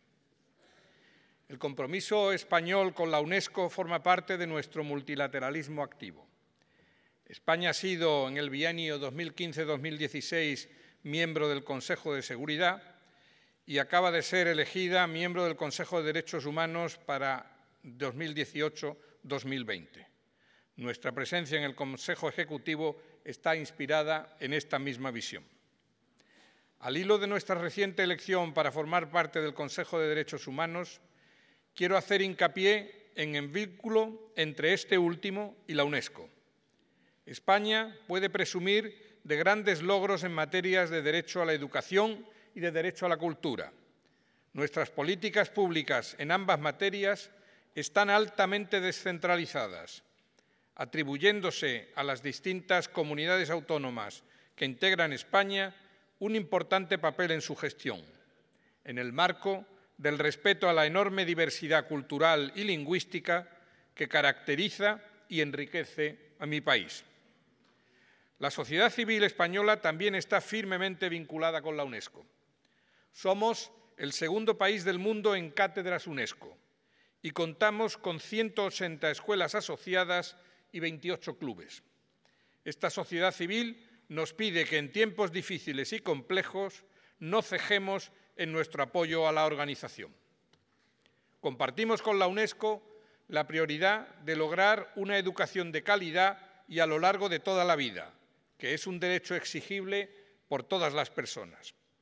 La Agenda 2030 fija metas de manera global e integradora y otorga a la UNESCO la gestión del mandato del objetivo número 4, garantizar una educación inclusiva, equitativa y de calidad y promover oportunidades de aprendizaje permanente para todos. España participa activamente en todos los foros sobre las diferentes dimensiones del derecho a la educación en el seno de la organización, con especial interés en la cooperación con América Latina y Caribe, a través de la Oficina Regional de Educación de la UNESCO en la zona. En el plano nacional se están haciendo un esfuerzo para alcanzar un pacto de Estado por la educación, consultando expertos, profesores e instituciones educativas. En el ámbito de la cultura, el compromiso de España con la UNESCO y sus valores es total. Nuestra diversidad cultural, protegida y promovida desde las instituciones, reflejada en nuestro modelo de Estado, es la base sobre la que se sustenta nuestro trabajo con la organización. España cree firmemente en la importancia de la protección y promoción de las distintas lenguas y culturas que conviven en nuestro país. Quiero agradecer la labor de la directora general, Irina Bokova, impulsado recientemente diversas iniciativas en torno a la protección de la cultura en zonas de conflicto. Destaca la resolución 2347 del Consejo de Seguridad, primera dedicada enteramente a la protección del patrimonio y que contiene un reconocimiento a la actuación de la UNESCO en este ámbito. En todas esas acciones, UNESCO ha contado con España. Pero hay otra dimensión fundamental de la cooperación internacional en materia de cultura como elemento de desarrollo sostenible, ámbito en el que España ha sido pionera. La puesta en valor del patrimonio es posiblemente la mejor manera de prevenir la destrucción del mismo. Así, España va a celebrar un Congreso Internacional sobre Patrimonio y Desarrollo en noviembre del próximo año, en el marco del Año Europeo de Patrimonio Cultural, para el que esperamos contar con la participación de la UNESCO. En definitiva, en materia de cultura y patrimonio, España es líder en el ámbito internacional. Por este motivo, presentamos nuestra candidatura al Comité del Patrimonio Mundial. En relación con las convenciones culturales, tenemos como prioridad contribuir a su gobernanza y a la aplicación de las mismas en nuestro derecho interno. Somos el tercer país del mundo con elementos inscritos en la lista del patrimonio mundial, cultural y natural. Igualmente, contamos con 16 elementos inscritos en la lista de patrimonio inmaterial. Quiero hacer una mención especial a la experiencia española en materia de patrimonio subacuático. El pasado mes de agosto, un equipo multidisciplinar español extrajo 2 cañones del siglo XVII del sitio del hundimiento de la fragata Mercedes, a la mayor profundidad a la que nunca antes había excavado un país europeo. Y porque somos líderes en este ámbito, a través del Fondo Fiduciario España, UNESCO, se han financiado proyectos de apoyo a la firma, ratificación y aplicación de la Convención de 2001 en varios países latinoamericanos. Quiero concluir este apartado con una reflexión sobre el papel de la cultura en la Agenda de Desarrollo. En la Agenda 2030 no hay un ODS específico para la cultura. Las únicas menciones explícitas están en el preámbulo y en algunas metas. A pesar de ello, España considera que no existe desarrollo sostenible sin diversidad cultural. Me gustaría referirme finalmente al compromiso de España con la ciencia y el medio ambiente. España, primer país del mundo en reserva de la biosfera, lidera el apoyo a la creación de redes de reservas regionales como Iberomab y Euromab, y con el mismo espíritu hemos acogido en Castellet, Barcelona, el Centro Internacional de UNESCO para las Reservas de Biosfera Mediterránea. Señoras y señores, todos somos conscientes de que la UNESCO afronta retos complejos y decisivos. España, como siempre ha hecho, va a seguir apoyando a la organización, siendo fiel a la defensa de sus fines y objetivos y contribuyendo a su sostenimiento financiero. Mi país es su 11º contribuyente presupuestario y mantiene también un fondo fiduciario en el que llevar a cabo proyectos de interés común.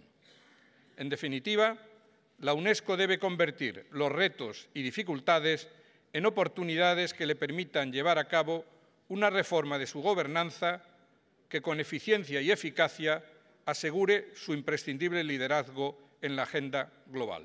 Muchas gracias. Muchas gracias, Su Excelencia. Et maintenant, je donne la parole à Son Excellence Madame Youssouf Hadidja Halim, ministre de l'Éducation de base du Cameroun. Madame, vous avez la parole.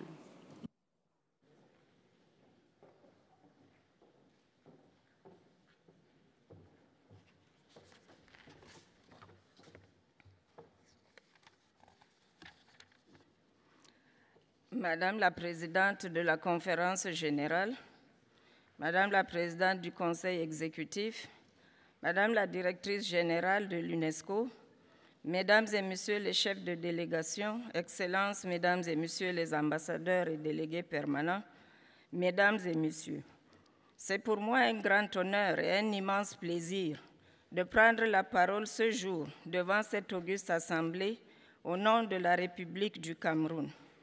En cette circonstance solennelle, permettez-moi tout d'abord de présenter mes vives et chaleureuses félicitations à la suite des éminents orateurs qui m'ont précédé à cette tribune, à son Excellence Madame Zohour Alaoui pour sa brillante élection au prestigieux poste de présidente de la 39e conférence générale de l'UNESCO. Madame la présidente de la conférence générale, votre compétence, votre engagement ainsi que votre dynamisme bien connu au sein de notre organisation sont autant d'atouts qui augurent du plein succès de la mission qui vient de vous être confiée. Vous pourrez toujours compter dans l'accomplissement de votre délicate mission sur le soutien de mon pays qui s'honore en outre d'avoir été porté à la vice-présidence de cette 39e session de la conférence générale. Je saisis également cette occasion pour remercier et féliciter son Excellence M. Stanley Mutumba Simata, président de la 38e session de la conférence générale de l'UNESCO, pour l'efficacité et le dévouement dont il a fait preuve tout au long de son mandat. Je tiens également à saluer la compétence et la dextérité avec lesquelles il a assumé ses fonctions de président du groupe de travail à composition non limitée sur la gouvernance, les procédures et les méthodes de travail des organes directeurs de l'UNESCO. Ces précieuses qualités lui ont permis d'apporter une contribution remarquable dans la mise en œuvre des décisions de la 38e session de la conférence générale. Permettez-moi également d'adresser mes chaleureuses félicitations à M. Michael Wop, président du Conseil exécutif, pour le doigté et l'expertise avec lesquels il a mené la préparation de nos assises. Excellences, Mesdames et Messieurs, tout comme la dernière session de la conférence générale de l'UNESCO a été un moment important dans la vie de l'organisation, marqué d'une pierre blanche par la célébration de son 70e anniversaire, la présente session se situe dans un contexte particulier. En effet, cette session va connaître un passage de témoin entre la directrice générale sortant et la directrice générale entrant. Je voudrais donc ici commencer par rendre un vibrant hommage à Mme Irina Bokova, première femme élue au poste de directeur général de l'UNESCO, qui aura pendant 8 années consécutives tenu fermement et avec opiniâtreté les rênes de notre organisation. Madame la directrice générale, le savoir-faire, l'endurance, le courage et la ténacité dont vous avez fait preuve tout au long de votre mandat resteront à jamais gravés dans nos mémoires. L'histoire retiendra que sous votre ère, notre organisation a réalisé de grandes avancées vers la modernité.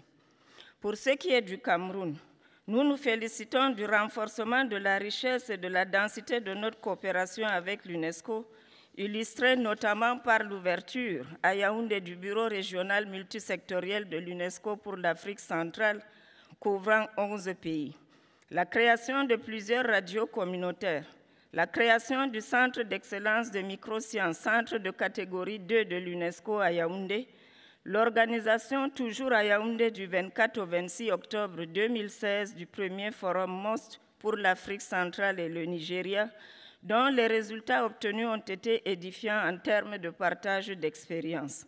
L'accompagnement de l'UNESCO dans la mise en œuvre du projet Bimbia, la route des esclaves qui porte sur la restauration du site de Bimbia, port d'embarquement des esclaves sur la côte atlantique du Cameroun. Je ne saurais oublier votre mémorable visite officielle dans mon pays, les 15 et 16 septembre 2014, vous qui avez été anoblis par les notables du village Bokova et qui voudraient sans doute nous revenir, même à titre personnel. Dans la même veine, il me plaît de rappeler ici que notre pays a été honoré de la visite du 10 au 14 octobre 2016 de son Excellence M. Stanley Mutumba Simata, président de la 38e conférence générale de l'UNESCO. Ces deux visites symbolisent la qualité de relations qui unissent le Cameroun à l'UNESCO. Madame la directrice générale, comment ne pas rappeler la visite officielle du président de la République du Cameroun, son Excellence Paul Biya, au siège de l'UNESCO en novembre 2015 à l'occasion de la tenue du Forum des dirigeants dans le cadre de la célébration du 70e anniversaire de la création de notre organisation. Il était accompagné pour la circonstance de la première dame du Cameroun, Mme Chantal Biya, ambassadrice de bonne volonté de l'UNESCO pour l'éducation et l'inclusion sociale, dont l'action dans le domaine de l'éducation et de l'assistance aux couches sociales défavorisées est particulièrement saluée par la communauté nationale. Au cours de cette visite, le chef de l'État avait délivré du haut de cette tribune un message de paix, de tolérance et de solidarité. Madame la Présidente de la Conférence générale, Excellences, Mesdames et Messieurs, la 39e session de la Conférence générale nous offre l'occasion de réaffirmer l'engagement du Cameroun à œuvrer de concert avec la communauté internationale à la réalisation des ODD. Dans ce domaine, le Cameroun se réjouit, à l'instar des autres pays africains, de constater que les programmes phares de la stratégie révisée de la priorité Afrique sont effectivement en mesure de jouer un rôle catalyseur dans le développement durable du continent. Je puis déjà vous dire que depuis leur adoption, le Cameroun a réalisé des progrès indéniables dans le domaine des ODD. Nous continuons à y travailler résolument. Excellences, Mesdames et Messieurs, je voudrais terminer mon propos en réaffirmant que le Cameroun a toujours apporté son appui à l'UNESCO, continuera de le faire afin de soutenir les réformes envisagées. Et nous n'avons aucun doute que la nouvelle directrice générale, Madame Azoulay Audrey, sera à la hauteur de cette noble tâche. Nous saisissons l'occasion pour lui adresser nos chaleureuses félicitations et plein succès dans ses nouvelles fonctions. Par ailleurs, au regard des difficultés financières que traverse l'organisation et face aux défis que représente la montée des extrémismes violents, les replis identitaires et la persistance des inégalités socio-économiques, seul un effort conjugué de tous ses membres permettra à l'organisation d'assurer honorablement ses missions. Je vous remercie pour votre aimable attention. Merci, Madame la Ministre. Et maintenant, je donne la parole à son Excellence Dr Muhadjir Effendi, ministre de l'Éducation et de la Culture d'Indonésie.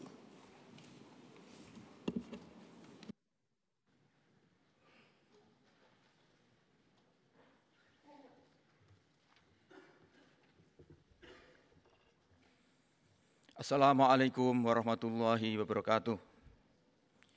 President of the General Conference, Chairman of the Executive Board, Director General of UNESCO, Excellencies, ladies and gentlemen. Let me begin by joining others in congratulating Your Excellency, Madam Yor Alawi, on your election as the President of the 39th session of the General Conference. I would like to congratulate His Excellency Ambassador Michael Worps for leading the Executive Board for the past 2 years.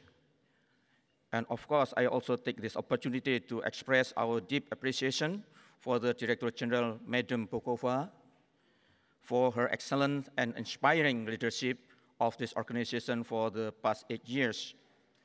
We will welcome and congratulate to the new Director General to be elected later in these sessions. Excellencies, it has been 2 years the new Agenda 2030 for Sustainable Development were unanimously adopted, and we commit ourselves to working tirelessly for the full implementation of this agenda. It is time for us to reflect on what we have achieved and what must be accomplished in the future. Indonesia built a legal base for the implementation of SDGs by enacting a presidential decree signed by President Joko Widodo in July this year, followed by the establishment of the National Coordination Team. Indonesia has achieved very significant progress in education sectors. Those enrolling in early childhood education has reached 72.3%. Earlier this year, Indonesia was awarded the first edition of UNESCO Prize for Girls and Women's Education for its outstanding program in gender mainstreaming. Primary school gross enrollment have reached more than 100%, and dropout rate reduced to 0.26%. The youth literacy rate has reached almost 100%. These are the outcome of the Smart Innovation Program, a pro-poor policy which guarantees every child from poor family can continue education until grade 12. We have also revitalized the national curriculum by integrating characters, competencies, and literacies to equip students with 21st century skills. Revitalization of vocational education is another our priority that we have just commenced. Indonesia is actively strengthening its capacity in science and technology, a pivotal element for a knowledge-based economy. We are hosting the Asia-Pacific Center for Eco-Hydrology on the region training for marine biodiversity. Indonesia remains committed to preserve the outstanding universal values of the tropical rainforest heritage. We just hosted UNESCO World Press Freedom Day 2015, showing our strong commitment to build a free, independent, and responsible journalism. Recognizing that culture as a DNA of sustainable development, Indonesia organized the World Cultural Forum in Bali in 2013 and 2016.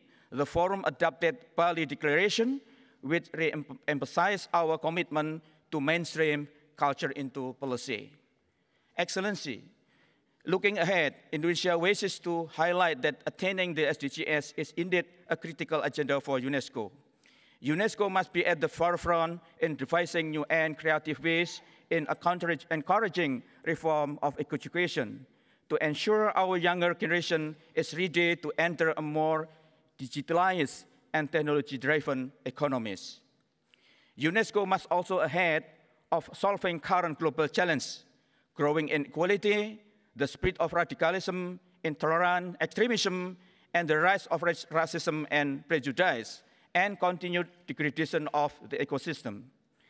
As a responsible member of the international community, Indonesia stands ready to contribute to the global discourse in finding the best possible ways for UNESCO to help create better world for living.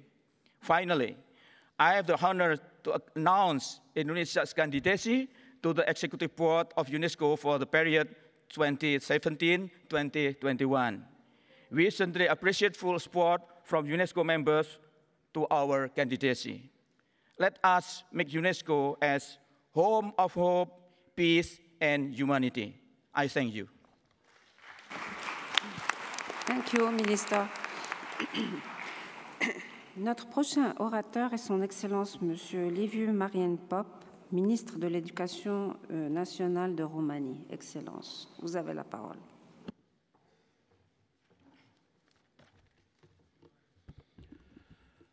Madam President of General Conference, Mr. President of the Executive Board, Madam Director General, Excellences, ladies and gentlemen, I would like to express from the outset the support of Romanian delegation for the objectives of the current session of the UNESCO General Conference, which reflect the priorities of our organization in a very complex political and strategic environment. In my capacity as Minister of National Education of Romanian, I wish to congratulate, in the name of my government, Mrs. Audrey Osley on her nomination by the Executive Board as the next UNESCO Director General, and I look forward to see this nomination approved by the General Conference next week. Madam President, 2 years after the adoption of the 2030 Agenda for Sustainable Development, the 39th session of the UNESCO General Conference comes at a time when further concrete steps need to be taken in order to successfully reach the 70 Sustainable Development Goals. Also, I would like to thank and congratulate the current UNESCO leadership for the draft program and budget for 2018-2021. Ladies and gentlemen, Romania fully supports the achievement of the Sustainable Development Goal 4. The national strategies which Romania developed beyond 2015 in the field of education include the targets that support this goal and therefore set concrete and tailored measures. In order to consolidate the Romanian education system on grounds of high quality and relevance, we have started a comprehensive reform process. The design of the national curriculum on key competence, the development and mainstreaming of early childhood education and care, and the revitalization of technical and vocational education and training are only some of its main components. In addressing the rapid transformation and the new challenges of our time, we have chosen in Romania the path of innovation. As a result, we introduced digital school textbook and the study of ICT and computing at lower secondary school level. In addition, we are interested in developing the field of open educational resource. Moreover, considering the orientation of higher education system worldwide towards internationalization, as well as the increasing number of people pursuing academic and professional mobility, UNESCO's initiative for a global convention on the recognition of higher education qualification is very much welcomed. At the same time, we must note the need for an integrated vision on scientific research as a driver for sustainable development. Romania is currently putting into practice the National Strategy for Research, Development and Innovation 2014-2020. I would like to stress that Romania welcomes and supports the new changes regarding the status of the scientific research. We take the opportunity to mention that in Romania, new such status is currently being approved, which includes the provisions to be adopted within the present session of the General Conference. Ladies and gentlemen, Romania is closely following the evolution of the increasingly complex issues associated with the protection and promotion of cultural heritage. As many of the heritage sites are in danger, it is our duty to support the revision of the 2012-2020 Strategic Action Plan so as to ensure real protection of UNESCO cultural or natural heritage in case of terrorist acts, armed conflicts, natural disasters, and other threats. Ladies and gentlemen, before drawing to a close, I wish to reiterate Romania's determination to further support UNESCO's work at all levels and to strengthen our collaboration with member states in order to fulfill the mission of our organization. Thank you for your attention. Thank you, Minister. والآن سأعطي الكلمة لمعالي السيد حاتم بن سالم وزير التعليم لتونس.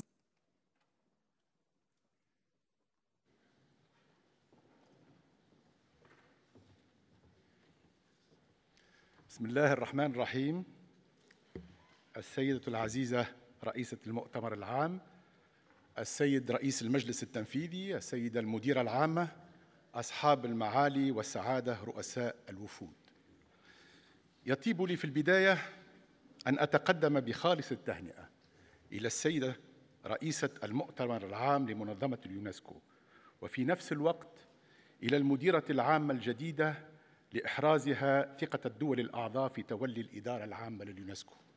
كما لا تفوتني هذه الفرصة لأتقدم بالشكر إلى المديرة العامة المتخلية السيدة إيرينا بوكوفا، وأنوه بالمجهودات التي بذلتها خلال فترة إدارتها للمنظمة.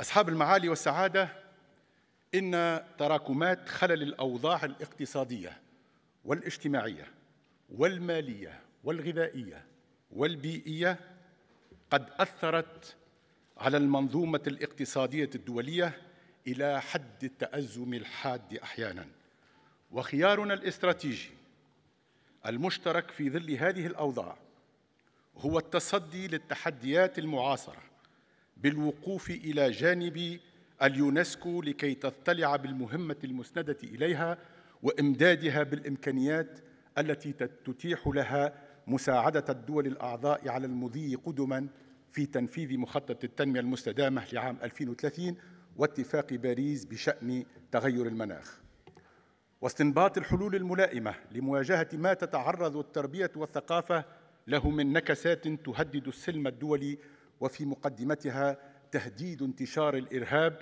الذي جعل من السلم الدولي من السلم الدولي تهديداً يضرب التربية والثقافة وهو أول أهدافها. سيداتي سادتي، لقد راهنت تونس منذ الاستقلال على التربية كرافد أساسي للتنمية، ونحن نؤكد في هذا السياق على أهمية التعليم الجامع والجيد لتحقيق التنمية المستدامة، منطلقنا لبلوغ تلك الغاية الانخراط في المبادرة العالمية بشأن التعليم أولاً. أما في مجال العلوم فإننا ندعم ونثمن برامج اليونسكو الرامية إلى التعاون الفكري الدولي وتقاسم الإمكانيات من أجل تعزيز القدرات العلمية والتكنولوجية لتحقيق التنمية المستدامة والحفاظ على المحيط الحيوي وتسخير العلوم الاجتماعية والإنسانية لتعزيز التماسك الاجتماعي وتحسين جودة الحياة. حضرات السيدات والسادة، إن أردنا البحث عن صورة نمطية لليونسكو لدى عامة الشعب التونسي فإنها ستكون حتماً صورة المنظمة الراعية لصون التراث الثقافي والطبيعي والمحافظة عليهما، وتتأكد هذه الصورة من السياق الذي نشاهده على مستوى المجتمع المدني في تونس للعمل على صون التراث المادي واللامادي والحفاظ عليهما وتثمينهما، بل أصبحت المطالبة بالعمل على إدراجه في قائمة التراث العالمي مطلباً شعبياً ملحاً. ونحن نؤيد بقوة تركيز برامج اليونسكو على دعم الدور المحوري الذي تضطلع به الثقافة والتراث في التنمية لتعزيز مختلف أشكال حرية الفكر والتعبير والإبداع والانفتاح على ثقافات العالم. وتجدد تونس ترحيبها باعتماد مجلس الأمن للقرار 2347 حول حماية التراث الذي يعتبر أن التدمير المضمر والإرادي للتراث هو بمثابة جريمة حرب. أما في مجال الاتصال والمعلومات فإننا نتفق تماماً مع توجه اليونسكو المتمثل في توظيف التكنولوجيات الحديثة لتعميم الانتفاع بالتعليم. ولا يخفى عليكم أنه من بين أبرز العناصر المكونة للتعليم الجيد هي أن يكون متصالحاً مع الهوية الوطنية ومنفتحاً على العالم ومساهماً في إنتاج جيل متشبع بالقيم الإنسانية النبيلة المشتركة وقادر على المشاركة الفعالة من أجل تحقيق إضافة ثقافية وتنموية وعلمية للمجتمع. حضرات السيدات والسادة، إن الواقع لحسن الحظ يظهر لنا وجهاً آخر يتمثل في استفاقة الشعوب وتعبيرها بصورة واضحة عن تمسكها بالقيم الإسلامية النبيلة كالحرية والديمقراطية وتوقها إلى المساواة العامة وتصميمها على تحقيق التقدم المادي والعدالة الاجتماعية ونبذ التطرف والانغلاق. وفي هذا المقام لا بد من التعبير عن مساندة تونس الكاملة لقضية الشعب الفلسطيني وطموحه لبناء دولة ذات سيادة تحقق لأبنائها مطالبهم المشروعة في التعليم وفي الثقافة وفي الحياة الديمقراطية الحرة والآمنة. إن التحديات الجسيمة التي يواجهها العالم وتعطش الشعوب إلى العيش في بيئات آمنة لائقة ومزدهرة ليدعواننا إلى التحالف والتضامن ضد التطرف الفكري والإيديولوجي سبب مآسي البشرية. ومن هذا المنطلق نعبر عن تفاؤلنا بمستقبل أكثر إشراق لشعوبنا ونجدد التزام تونس بمبادئ المنظمة واستعدادها التام للإسهام الفعال في مشاريعها وبرامجها. وفقنا الله لما فيه خير شعوبنا، والسلام عليكم ورحمة الله وبركاته. شكراً معالي الوزير.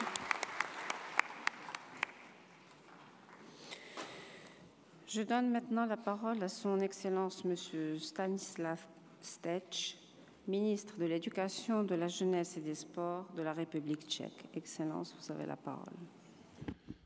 Madame la Présidente de la Conférence générale, Madame la Directrice générale, Monsieur le Président du Conseil exécutif, Mesdames et Messieurs, permettez-moi tout d'abord de féliciter la Présidente de la Conférence générale à l'occasion de son élection à cette fonction, de lui souhaiter beaucoup de force et de succès lors de son exercice.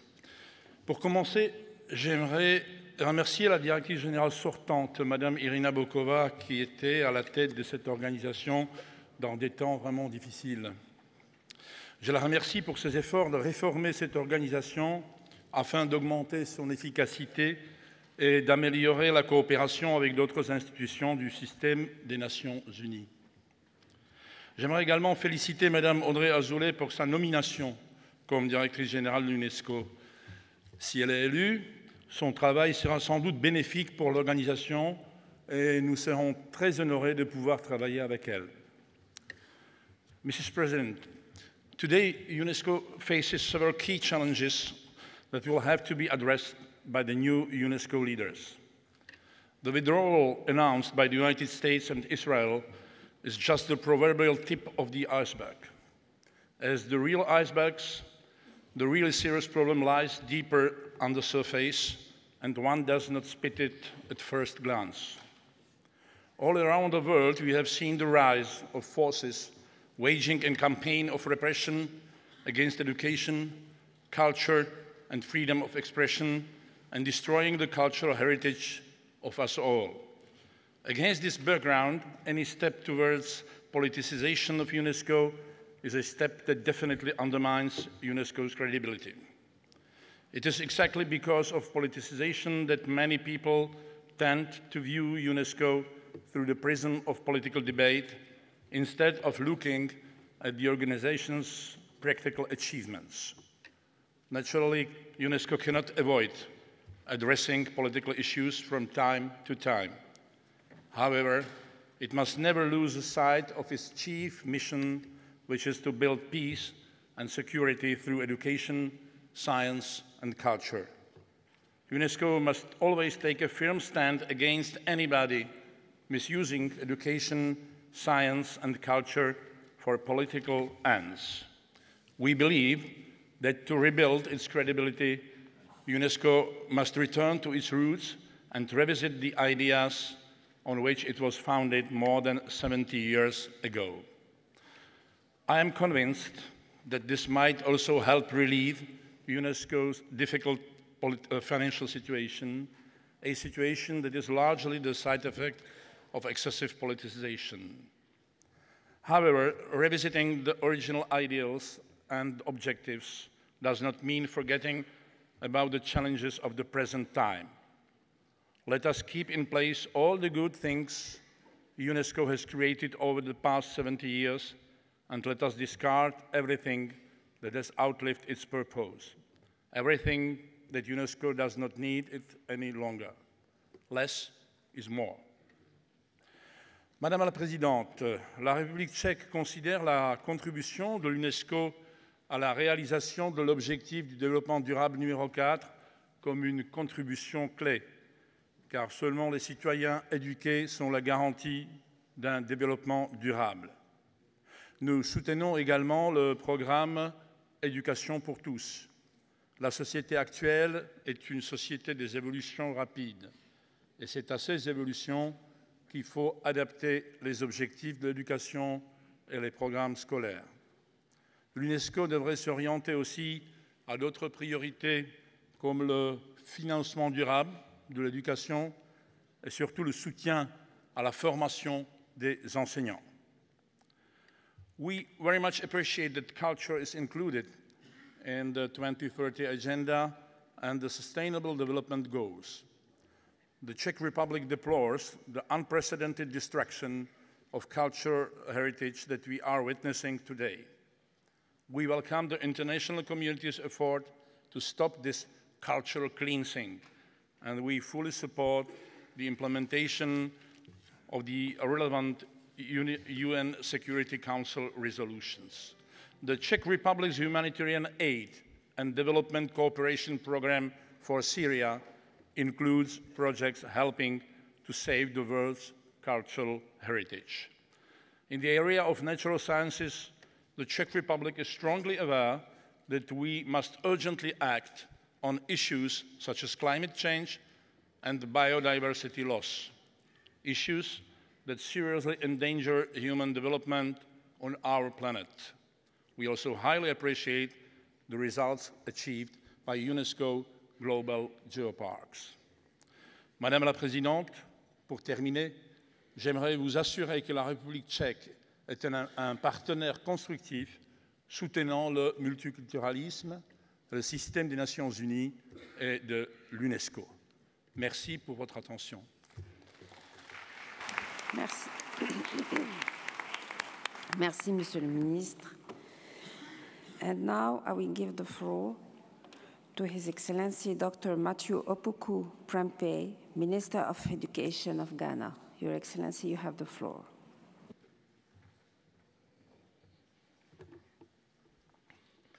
President of the General Conference, Chairman of the Executive Board, Director General of UNESCO, Excellencies, distinguished ladies and gentlemen. The Ghana delegation joins previous speakers to congratulate you, Madam, on your election as President of the 39th General Conference of UNESCO. We wish you a successful tenure of office and assure you of our support. Madam President, Ghana commends UNESCO for being at the forefront of multilateral efforts to achieve the SDG goals, in particular SDG 4, Education 2030 Agenda, which our organization has been entrusted with to lead and coordinate. In Ghana, the government of the President, Nana Addo Dankwa Akufo-Addo, has rolled out its flagship free senior high school policy within 9 months of assuming office that responds to SDG 4.1. This ambitious policy includes removal of cost barriers, expansion of educational infrastructure, improvement in equity and quality. Overnight, we have moved access from a historical 65 to 70% to 94% this year, giving access to nearly 100,000 more students. We have started tackling stresses associated with this, and we call upon our development partners and the wider UNESCO community for the needed support. Additionally, we are embarking upon reform of teacher education and training, leading to a new bachelor's degree. We are reforming basic school curricula to focus on the fundamentals of reading, arithmetic, writing, and creativity, and including history as a course. We are transforming and realigning all technical and vocational institutions under the Ministry of Education to foster effective regulation, standardization, and certification. We are reforming tertiary education to make it more accessible and affordable and more relevant to the world of work. These, we believe, will harness the transformative power of education to create a society of opportunities for the empowerment of all Ghanaian youth. Madam President, Ghana salutes UNESCO for its comprehensive interdisciplinary approaches towards climate change through the network of biosphere reserves, World Heritage Sites, as well as the Geoscience Program.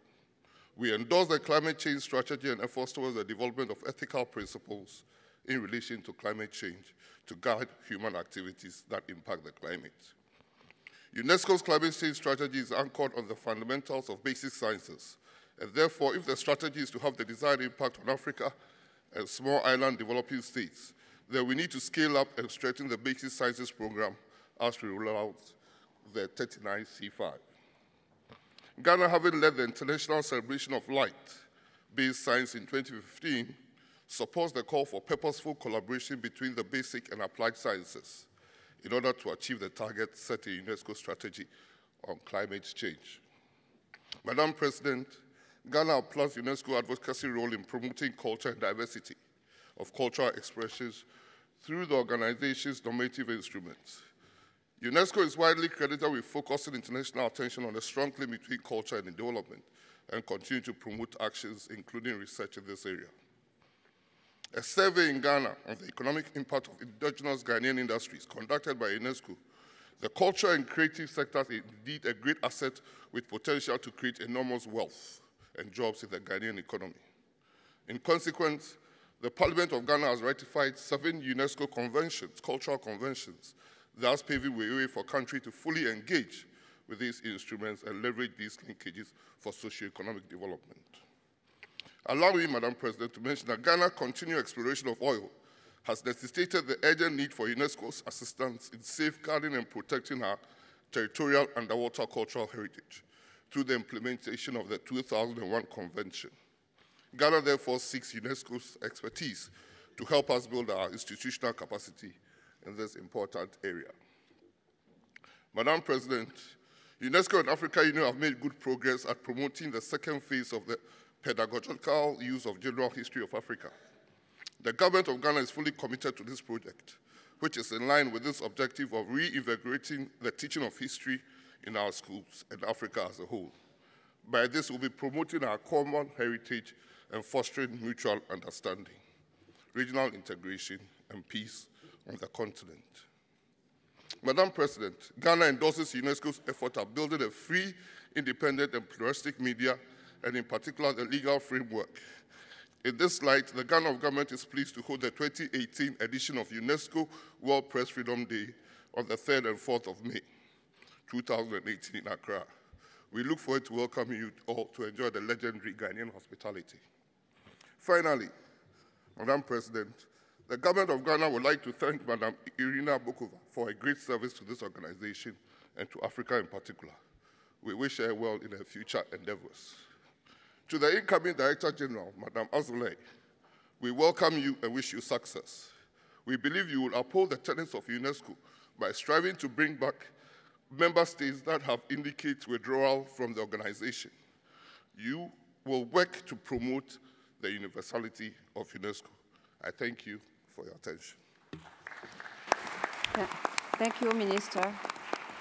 And now, our next speaker is His Excellency Mr. Kostas Kadis, Minister of Education and Culture of Cyprus. Thank you.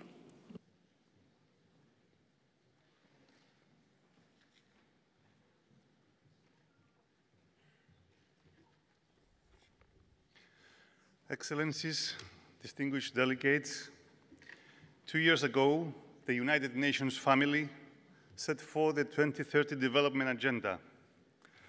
The principles of inclusivity, integration, equality, and universality that govern the development agenda have been incorporated in UNESCO's program in the fields of education, science, and culture.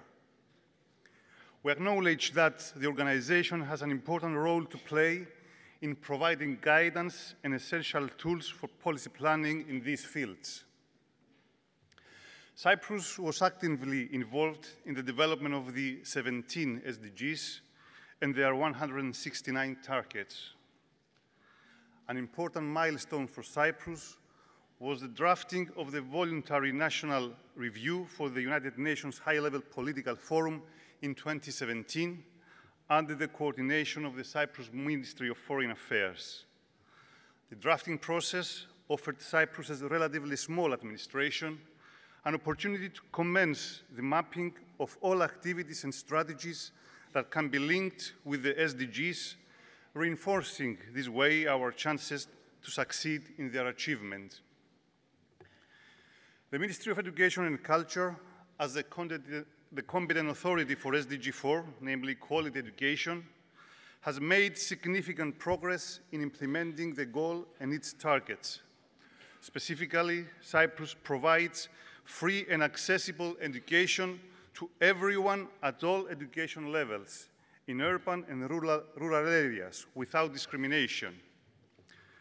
The ongoing humanitarian and refugee crisis in the wider Mediterranean region, forcing people to seek a better future in neighboring countries, inevitably increased the number of migrant children in the Cypriot school system. To this end, an action plan is being rolled out for mapping the migrant student population, teaching of Greek as a second language, adapting measures for reception, transition, and inclusion of migrants, and implementing teacher training and anti-discrimination actions.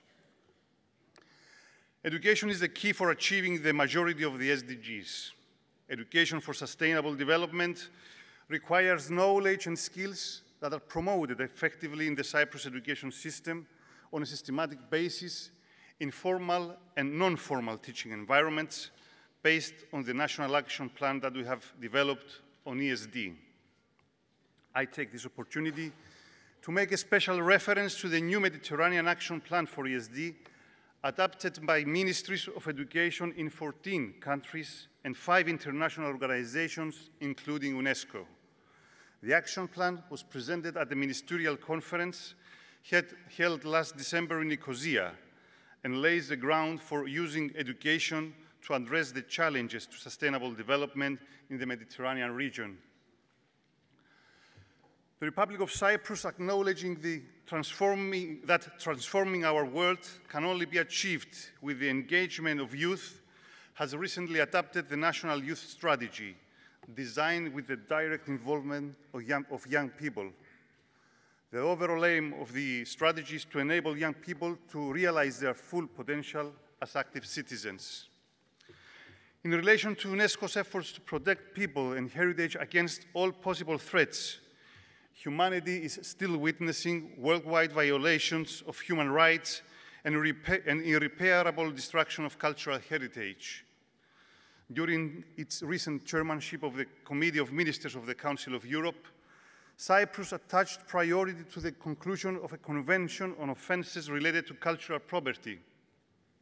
The Nicosia Convention is a unique instrument in enhancing the legal framework against the illicit trafficking in cultural goods. To be most effective, this instrument requires universal participation. I would therefore encourage you to consider acceding to it. I wish to pay special tribute to the recent experience we have had in Cyprus through the Paphos 2017 European Capital of Culture. The city of Paphos, renowned World Heritage Site itself, throughout this year has offered unique and high-quality cultural experiences. The concept of the open-air cultural factory, which characterizes Paphos as European Capital of Culture, has been essentially an open invitation to artists, citizens of all backgrounds, and visitors to come together and co-create different projects under the motto, linking continents, bridging cultures. Excellencies, in closing, I would like to assure you of Cyprus's commitment to the realization of UNESCO's goals, especially at this time when the organization is facing historic challenges. We will continue to fully collaborate with our partners within the framework of this organization to promote peace and solidarity among people through education, sciences, and culture. Education is the most efficient tool for diffusing the ideas and principles of Agenda 2030. Strong political will is a key factor for achieving a sustainable future for generations to come and for the benefit of all of us. Thank you.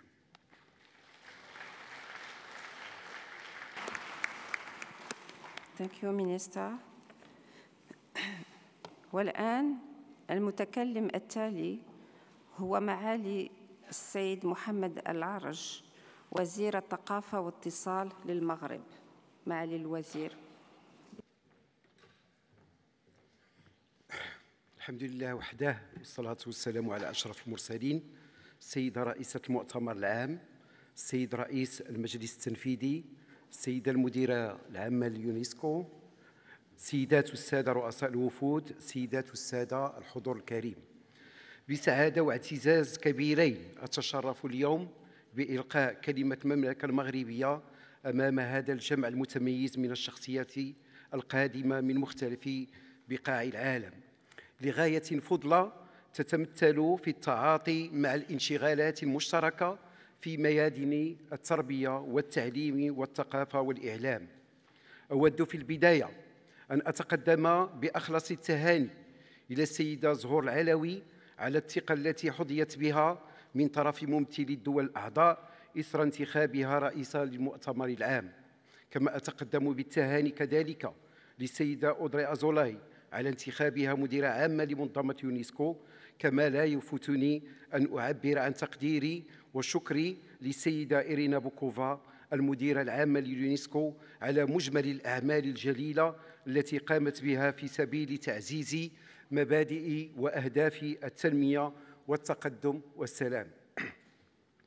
إن المملكة المغربية تحت القيادة الرشيدة لجلالة الملك محمد السادس بتاريخها العريق وثقافتها الغنية والمتنوعة الدالة على الانفتاح على باقي العالم وعلى تعايش ثقافات متعددة فوق أرضها، قد انخرطت بفعالية في الأهداف السامية لمنظمة اليونسكو منذ انضمامها إليها سنة 1956، وأن رئاسة سمو الأميرة الجليلة لاله مريم للوفد المغربي في منتدى القادة إلا دليل راسخ على المكانة المتميزة التي تحظى بها هذه المنظمة العتيدة والعريقة لدى المملكة المغربية. حضرات السيدات والسادة، نظرا لعدم اتساع الوقت لذكر تفاصيل كل العمليات المجسدة للتعاون الواسع بين بلدي ومنظمة اليونسكو، سأكتفي بسرد النقط الآتية. فيما يخص مجال الثقافة، فقد أعدت المملكة المغربية بدعم من اليونسكو استراتيجية التنمية الثقافية المرتكزة على التراث الثقافي في أفق 2020 في إطار البرنامج المشترك التراث الثقافي والصناعة الخلاقة لقاطرة التنمية بالمغرب.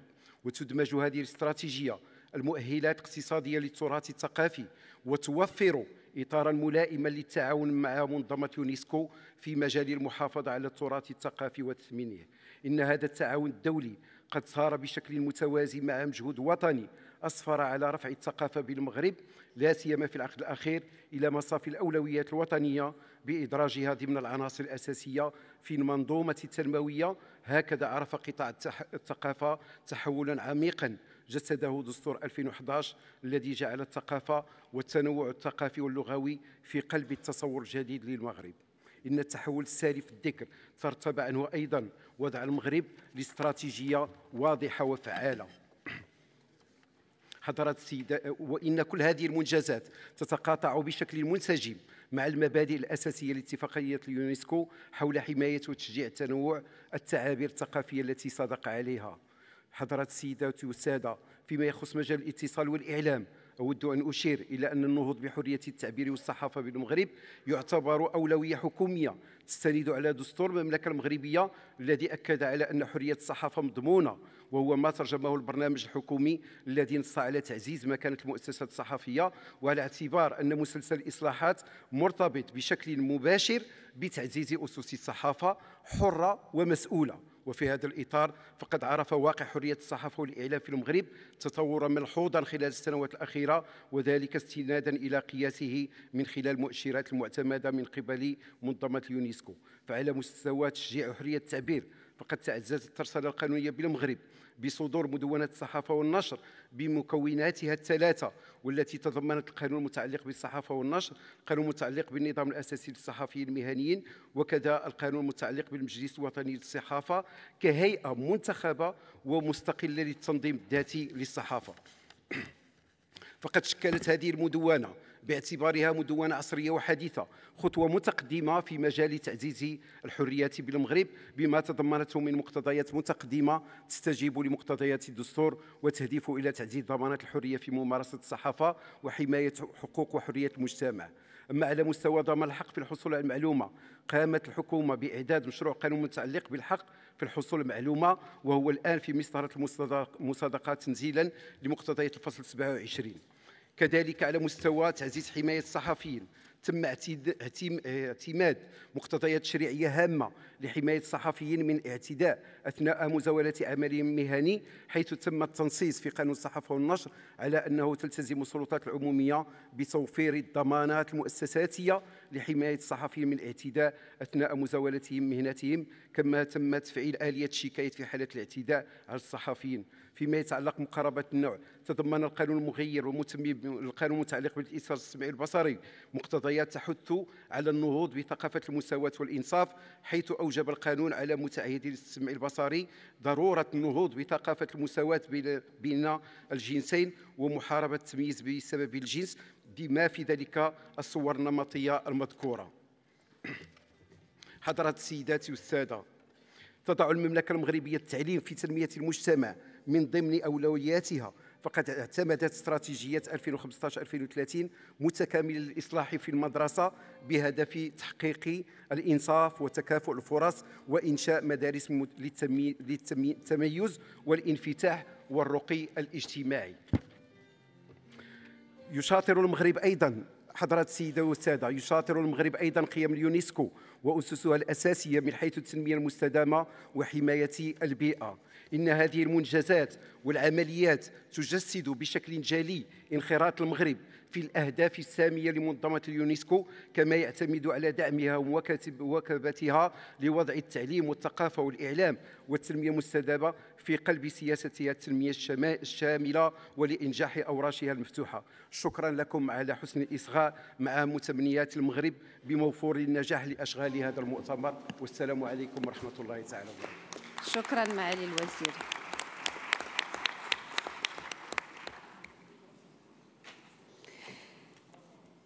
Et maintenant, je donne la parole à son Excellence, Monsieur Shamsuddin Ourumbeksoda, ministre de la Culture du Tadjikistan. Your Excellency, you have the floor.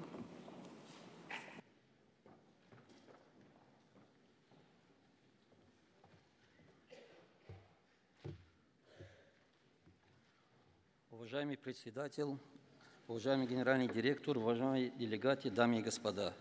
Позвольте прежде всего передать теплый привет лидера нации, президента страны и весь народа солнечного Таджикистана, всем участникам конференции, поздравить госпожа Захро Лави с избранием на высокий пост председателя Генеральной конференции, поздравить недавно избранного генерального директора, ее превосходительство госпожу Одри Азулай с назначением на высокую и ответственную должность и пожелать успехов в продвижении идей и задач ЮНЕСКО путем развития сферы образования, науки и культуры.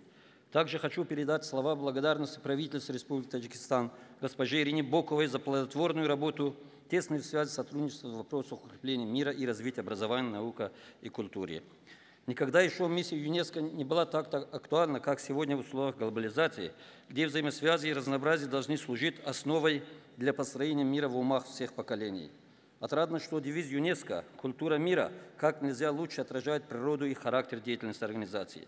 Учитывая то, что данная благородная цель достижима только путем улучшения качества образования людей, сохранения и передачи будущим поколениям культурных ценностей, развития науки и охраны окружающей среды, правительство Таджикистана во главе с лидером нации, уважаемым президентом Эмомали Рахмоном, всегда стремится к укреплению и повышению роли ЮНЕСКО как в стране, так и во всем мире. Мы разделяем стремление руководства организации по укреплению ее роли в странах-членах путем усиления потенциала национальных комиссий. Республика Таджикистан во главе с его превосходительством президентом страны с первых дней обретения независимости придает особое значение всестороннему сотрудничеству с ЮНЕСКО. За последние 2 десятилетия в рамках сотрудничества с ЮНЕСКО его центром категории 2 в стране были осуществлены многочисленные программы и проекты, которые внесли весомый вклад в развитие сферы образования, науки, сохранение материального и нематериального культурного наследия, а также передачи их будущему поколению. Таджикистан и впредь намерен придерживаться курса углубления взаимодействия и повышения роли ЮНЕСКО в стране и в мире в целом. Также, пользуясь предоставленной возможностью, хотел бы обратить внимание участников конференции на актуальнейшие вопросы современности, связанные с защитой окружающей среды, изменением климата, рациональным водоиспользованием и адекватным доступом к питьевой воде. В этой связи президент Республики Таджикистан, его превосходительство Эмомали Рахмон выступили с инициативой об объявлении новой декады «Вода для устойчивого развития», которая, безусловно, соответствует текущим глобальным тенденциям. В рамках ООН 2018-2028 годы объявлен международным десятилетием действий «Вода для устойчивого развития», который является 4-й глобальной инициативой Таджикистана по вопросам, связанным с водой. В контексте целей и задач десятилетия президент Таджикистана предложил концепцию его реализации с комплексом мероприятий в рамках деятельности панельного заседания и приложения усилий по ее претворению в жизнь. Я уверен, что все участники конференции будут поддержать эту благородную инициативу. Усилия ЮНЕСКО по сохранению материального и нематериального культурного наследия человечества органически связаны с идеей культуры мира. Мы выражаем признательность Комитету всемирного наследия ЮНЕСКО и Межправительственному комитету по нематериальному культурному наследию ЮНЕСКО за всестороннюю поддержку в деле сохранения материального и нематериального культурного наследия Таджикистана. Многие участники хорошо знают нашу античную историю и то, что предки таджиков, как и сегодня, внесли весомый вклад в развитие мировой цивилизации. То богатейшее, уникальное культурное наследие, которое они оставили после себя, в основном олицетворяет идеи гуманизма, взаимодействия и взаимообогащения культур, толерантности и терпимости. С первых дней обретения независимости вопросы сохранения своих многовековых культурных традиций Таджикистан ставит в число первоочередных. На государственном уровне эта позиция вылилось в целенаправленную и осмысленную культурную политику, которая во многом созвучна с положением и требованиям Конвенции ЮНЕСКО. В рамках регионального сотрудничества Таджикистан вступает за скорейшее завершение подготовки номинационных документов в серийной номинации «Великого шелка пути» и последующего представления на рассмотрение в Комитет по сохранению всемирного наследия. В республике еще в 2013 году была принята специальная программа по защите и восстановлению исторических памятников, которая поэтапно реализуется. С особой радостью хочу отметить, что в рамках юбилейных событий, внесенных в список памятных дат ЮНЕСКО на период 2016-2017 годы, в Таджикистане были проведены целый ряд культурных научных мероприятий, в которых приняли активное участие множество ученых, деятелей искусств из разных уголков мира, что в свою очередь способствовало продвижению идей и задач ЮНЕСКО по межкультурному обмену между народами. Отрадно отметить, что на заседании Комитета ЮНЕСКО по охране нематериального культурного наследия в городе Аддис-Абебе включены национальный праздник Навруз и таджикские традиционные блюда оши-палов в репрезентативный список нематериального культурного наследия. Сейчас мы предлагаем включить в этот список еще один наш праздник – праздник Мехргона. В этом контексте сочетаем целесообразным в рамках мандата ЮНЕСКО совместным усилием разработать новые, более эффективные подходы, методы по созданию прочного фундамента для развития межкультурного диалога, который, в свою очередь, является одним из важных факторов сближения и взаимопонимания между народами, способствующих продвижению идей мира и процветания на всей планете. В заключение хотел бы пожелать успехов в плодотворной работе 39-й сессии Генеральной конференции и в целом в работе ЮНЕСКО, с которой во многом связаны наши надежды на мир, благополучие и процветание. И уверяю всех участников, что правительство и народ Таджикистана и впредь принимают все меры, как отметили предыдущие ораторы, для повседневного построения мира и укрепления безопасности во всем мире. Благодарю за внимание.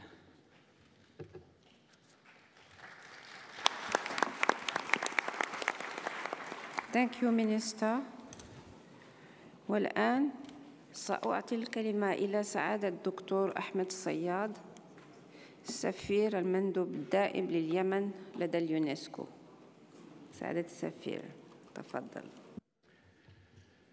السيدة رئيسة المؤتمر العام الصديقة زهور العلوي، السيد رئيس المجلس التنفيذي، السيدة المديرة العامة، أصحاب المعالي والسعادة، السيدات والسادة،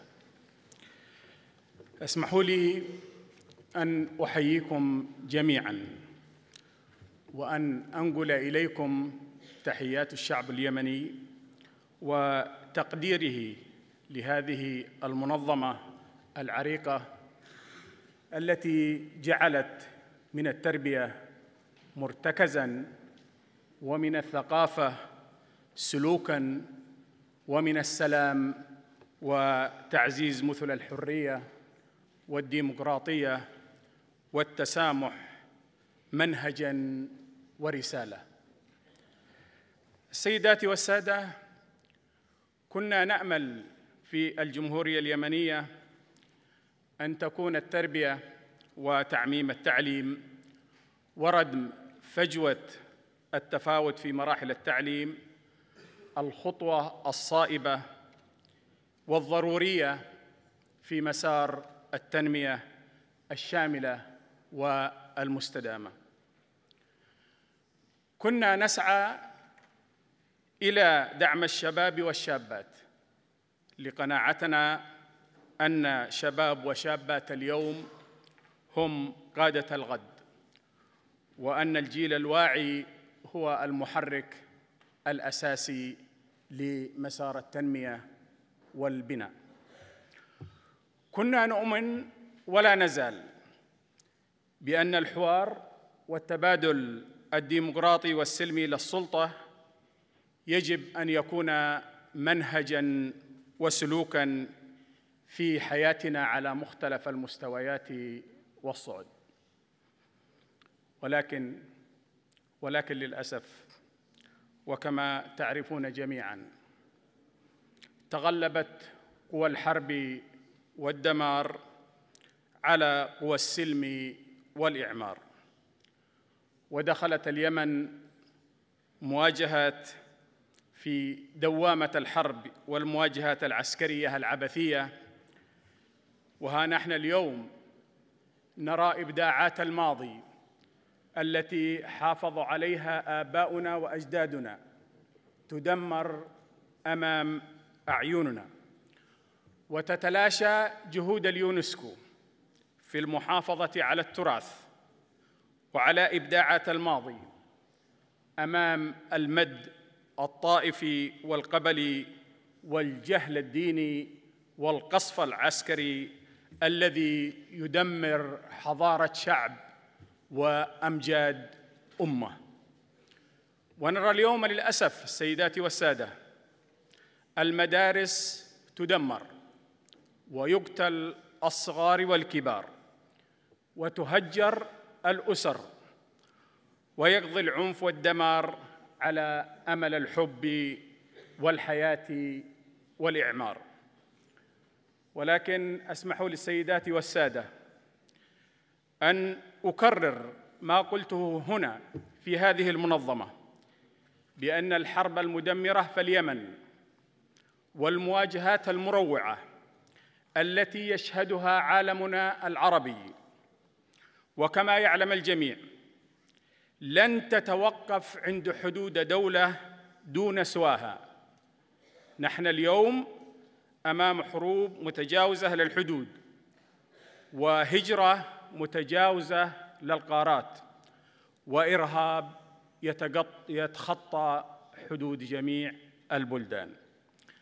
الأمر الذي يتطلب منا جميعاً أن نعمل يداً بيد من أجل وقف هذه الحروب والمواجهات أياً كانت الأديان التي نؤمن بها والحضارات التي ننتمي إليها واللغات التي نتحدث بها والهويات الصغرى أو الكبرى التي نتمسك بها، وأن نجعل من إيقاف الحروب وتعزيز قيم التسامح والحوار والعيش المشترك وجعل ثقافة السلام والمحبة بديلاً لثقافة الحرب والكراهية، وأن نعيد لليونسكو المثل والأهداف التي وجدت من أجلها والتي يحتاجها اليوم العالم أكثر من أي يوم مضى. وفي الأخير السيدة الرئيسة اسمحي لي في الوقت الذي أهني المديرة العامة الجديدة ونؤكد لها بدعمنا إلها أن أتوجه إلى السيدة إيرينا بوكوفا. ربما السيدات والسادة كنت من السفراء القلائل الذي تقدم ببعض الانتقادات في السنوات الأخيرة، ولكن السيدة بوكوفا كانت تقابل ذلك بابتسامة رائعة وصدر رحب، ولا يسعني اليوم وهي على وشك المغادرة إلا أن أقدر جهودها وكل العمل الذي قامت به في قيادة هذه المنظمة. وأختتم بمقولة للمناضل نيلسون مانديلا: سوف تظل حريتنا ناقصة إذا لم يتمتع الشعب الفلسطيني بحريته وكامل حقوقه. شكراً جزيلاً.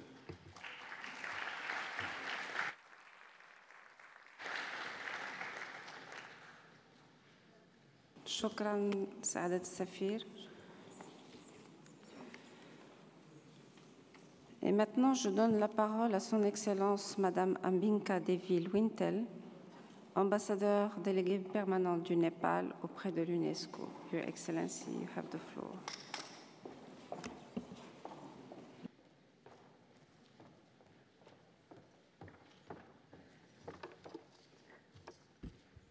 Madam President of the General Conference, Madam Director General, Chair of the Executive Board, Excellencies, ladies and gentlemen, I express my sincere thanks to Director General Madam Irina Bokova for the excellent arrangement of the 39th General Conference of UNESCO.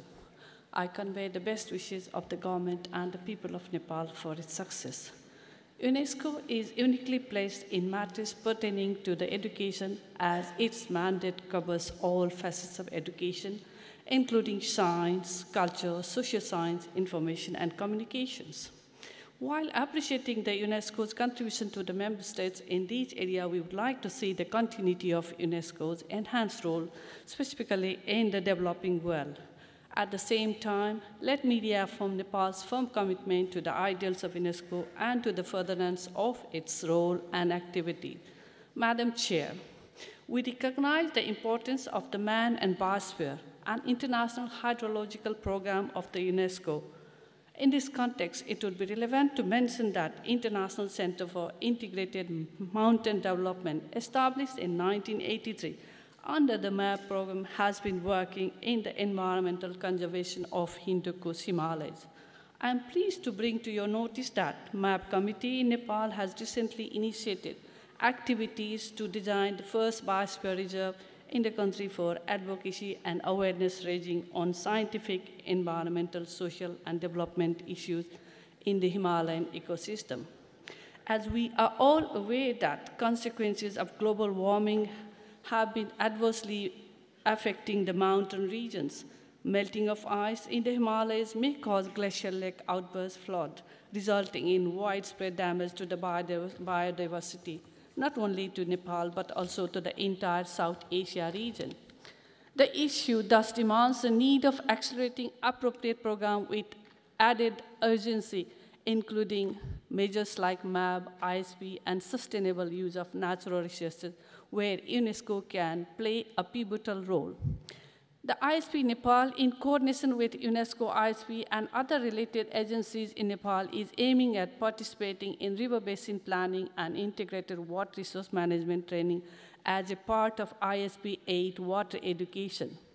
Furthermore, the ISP Nepal intends to establish a UNESCO Category 2 Center, Knowledge Center on Water Resources and Climate Change Adaptation in Nepal with the support of UNESCO. Since the river play an important role in the livelihood for all humankind, we would like to see UNESCO taking an initiation for a dedicated intersectoral program to link life and rivers and the implementation of water programs. Excellencies, Nepal recognizes education as the very foundation to further promote universal value of compassion, tolerance, mutual respect, inclusion, and sustainable development, including gender and climate change. In addition, the Constitution of Nepal establishes education as a fundamental right, free and compulsory basic education, free secondary education, and free higher education for the targeted group. Over the years, education sector in Nepal has made significant progress in terms of human development indicators, including gender parity and cycle completion. Focus has also been given to ICT while designing curriculum materials, teachers training, and providing computers to schools. Technical and vocational education has also been introduced in secondary education. Government recognizes the importance of lifelong learning and non-formal education as an important tool for developing human capital. In spite of these achievements, Nepal has still a long way to go in terms of equity, quality, and efficiency.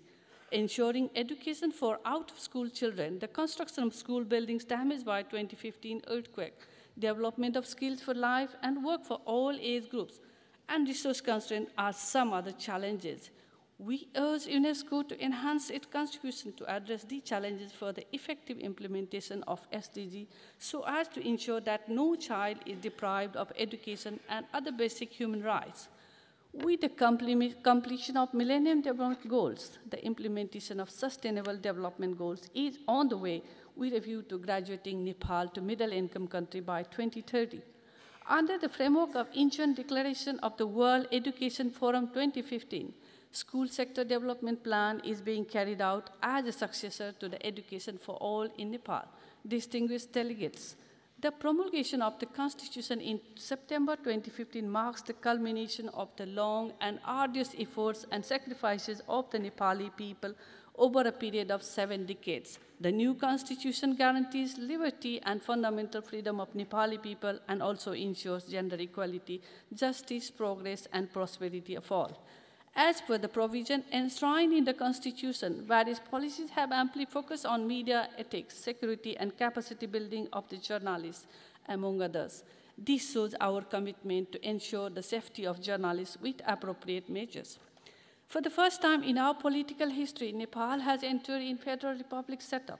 Under this, we recently completed the local level elections in which an overwhelming majority of Nepali people, exercise their voting rights. Similarly, provincial and federal level elections are going to be held in November and December this year.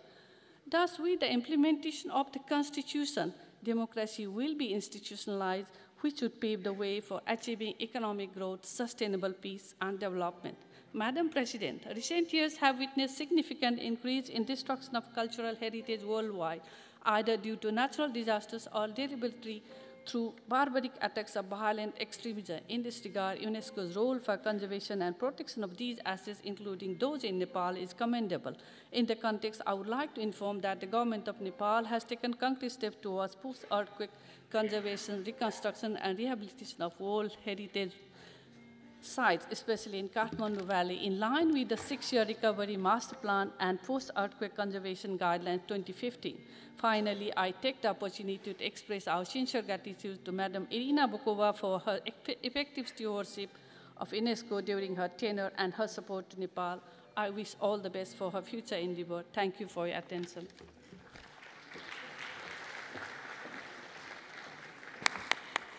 Thank you, Your Excellency. Et maintenant, je donne la parole à Son Excellence, M. Pavel Latushka, ambassadeur délégué permanent du Belarus auprès de l'UNESCO. Уважаемый господин председатель, уважаемый господин заместитель генерального директора, ваше превосходительство, дамы и господа. От имени делегации Республики Беларусь рад приветствовать всех участников 39-й сессии Генеральной конференции ЮНЕСКО. Беларусь признательна генеральному директору ЮНЕСКО Ирине Боковой за плодотворную работу на этом ответственном посту и желает новому руководителю нашей организации успешной и результативной работы. Являясь страной-членом ЮНЕСКО с 1954 года, Беларусь поступательно двигается вперед в своем развитии, прочно занимая место среди стран с высоким уровнем развития человеческого потенциала. Беларусь достигла значимых успехов в области образования, науки, культуры и активно работает над достижением целей в области устойчивого развития до 2030 года. Мы убеждены, что несмотря на кризисные явления, с которыми сталкивается наша организация в последнее время, ЮНЕСКО предстоит стать лидером в мобилизации международных усилий в области образования, науки, культуры, инноваций и новых технологий. Именно ЮНЕСКО, благодаря своему широкому мандату, должна внести решающий вклад в достижение странами-членами соответствующих целей в области устойчивого развития 2030. Полагаем, что наиболее результативной в данном направлении может стать работа в области образования. Именно развитие образования, максимальное вовлечение молодежи в образовательные программы, в том числе посредством деятельности кафедр и клубов ЮНЕСКО, а также ассоциированных школ, будет способствовать достижению государственных целей в области устойчивого развития. Беларусь удовлетворена уровнем и результатами сотрудничества в рамках ЮНЕСКО. Мы благодарны организации за оказываемое содействие в областях сохранения и популяризации материального и нематериального наследия, культурного разнообразия, а также в рамках научных программ ЮНЕСКО. Положительный эффект нашего членства в организации для нас очевиден, но мы видим и перспективы, которые открываются для нашего дальнейшего сотрудничества. Республика Беларусь выдвинула свою кандидатуру на выборы в Исполнительный совет ЮНЕСКО на период 2017-2021 годов. В случае своего избрания наша страна намерена прилагать активные усилия для повышения роли организации, а также для развития сотрудничества как с организацией в целом, так и с государственными членами, в том числе в рамках сотрудничества между национальными комиссиями по делам ЮНЕСКО. Беларусь имеет хорошие наработки в области образования для устойчивого развития и готова делиться этим опытом со всеми заинтересованными. Мы уверены, трудности, которые стоят и перед мировым сообществом, и перед ЮНЕСКО, которую по праву считают одним из интеллектуальных и моральных лидеров в укреплении международного сотрудничества, преодолимы. Мы готовы оказывать организации любую посильную помощь в этом благородном деле, так как сегодня ЮНЕСКО нужна своим государствам-членам и всему международному сообществу не меньше, если не больше, чем в годы ее создания. Беларусь убеждена, что мы не должны стать заложником ситуации, когда трибуна ЮНЕСКО используется для конфронтационного решения проблемных вопросов двусторонних политических отношений. Несомненно, в современном мире невозможно успешное развитие одних государств при отставании других. Только совместное поступательное движение способно привести к достижению целей в области устойчивого развития. Для этого нам всем нужна сильная организация, способная стать интеллектуальным лидером мирового сообщества. Это возможно лишь в результате объединения наших усилий. Благодарю за внимание.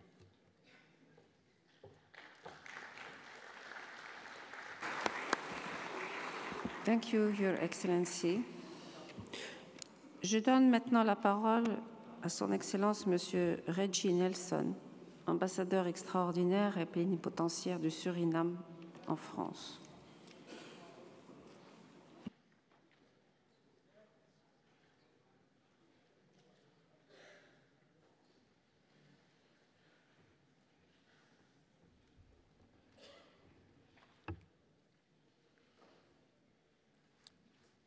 Madam President of the General Conference, President of the Executive Board, Madam Director General,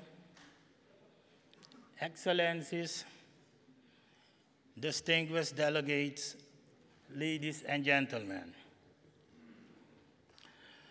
On behalf of the government and the people of the Republic of Suriname, and on my own behalf, I would like to add my voice to those who have congratulated you on your election as President of the General Conference. Given your track record, we cannot but express our confidence in your leadership of the organization for the period ahead. We would also like to pay tribute to the outgoing Director General for his sterling efforts in leading the UNESCO during the past years, and we wish her success in her future endeavors. Madam President, I am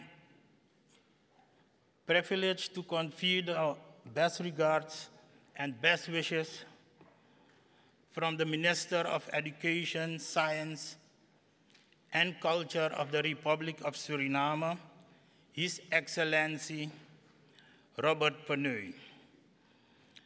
I have the honor to deliver the statement of Suriname on his behalf, and I quote, with reference to SDG 4, quality education, Suriname undertakes several activities to achieve the goal of quality education. The Ministry of Education is currently in the process of updating the sectoral educational plan 2017-2030, and has recently drafted a strategic plan 2070-2021. Both plans are brought in line with the 21st century learning skills and the SDGs. The establishment of the Suriname National Training Authority will guarantee that vocational education is further developed and that the vocational standards are being observed and improved. The reform of all educational institutes is currently in progress and must ensure the delivery of better qualified teachers for primary school education. Madam President, Suriname acknowledges the use of information and communication technology to enhance the access to and the quality of education. We have therefore started the ICT teacher training at bachelor level at the Teachers Training Institute in Suriname. With regard to science, we would like to inform that the Man and Biosphere program is carried out by a study group coordinated by the Institute of Graduate Studies at the Anton de Kom University of Suriname and aims to identify at least one biosphere reserve in Suriname. With the assistance of UNESCO, an assessment was made of which area could be qualified as a MAB reserve. Madam President, referring to the field of culture, we are very pleased to announce that Suriname recently has ratified the Convention on Intangible Heritage. Consultation meetings and capacity building trainings for stakeholders and major culture communities were organized in cooperation with the cluster office in Jamaica regarding the implementation of the convention. With regard to our World Heritage Site, the historic inner city of Paramaribo, we would like to inform you that the government of Suriname has started the implementation of the Paramaribo Urban Rehabilitation Program, which aims to contribute to the socio-economic revitalization of Paramaribo Historic Center and the preservation of its cultural heritage. Madam President, we thank the DG and her staff for the draft program and budget, which testifies to our continuous effort to achieve the ideals of our organization. Time and time again, these ideals are overtaken by global events that pose a threat to their achievement. With regard to education and with the context of SG4, our most immediate action for the years ahead will be increasing the quality of teachers and the basic educational from early childhood till grade 8. We further emphasize our commitment to equity. Equality is not enough. One size does not fit all. With the aforementioned, my country aims at increasing the learning outcome of all primary school students and improve the internal efficiency of the education system in Suriname. In conclusion, Madam President, Suriname would like to express its hope that UNESCO will continue to make its presence felt in the face of the current global challenges. Madam President, once I would like to say that it was a great honor to deliver this message of the Minister of Education, Science and Culture to this August gathering. I thank you very much. Thank you, Your Excellency. Et maintenant, notre dernier orateur est Son Excellence M. Budi Atoda, ambassadeur délégué permanent du Sri Lanka auprès de l'UNESCO. Excellence, vous avez la parole.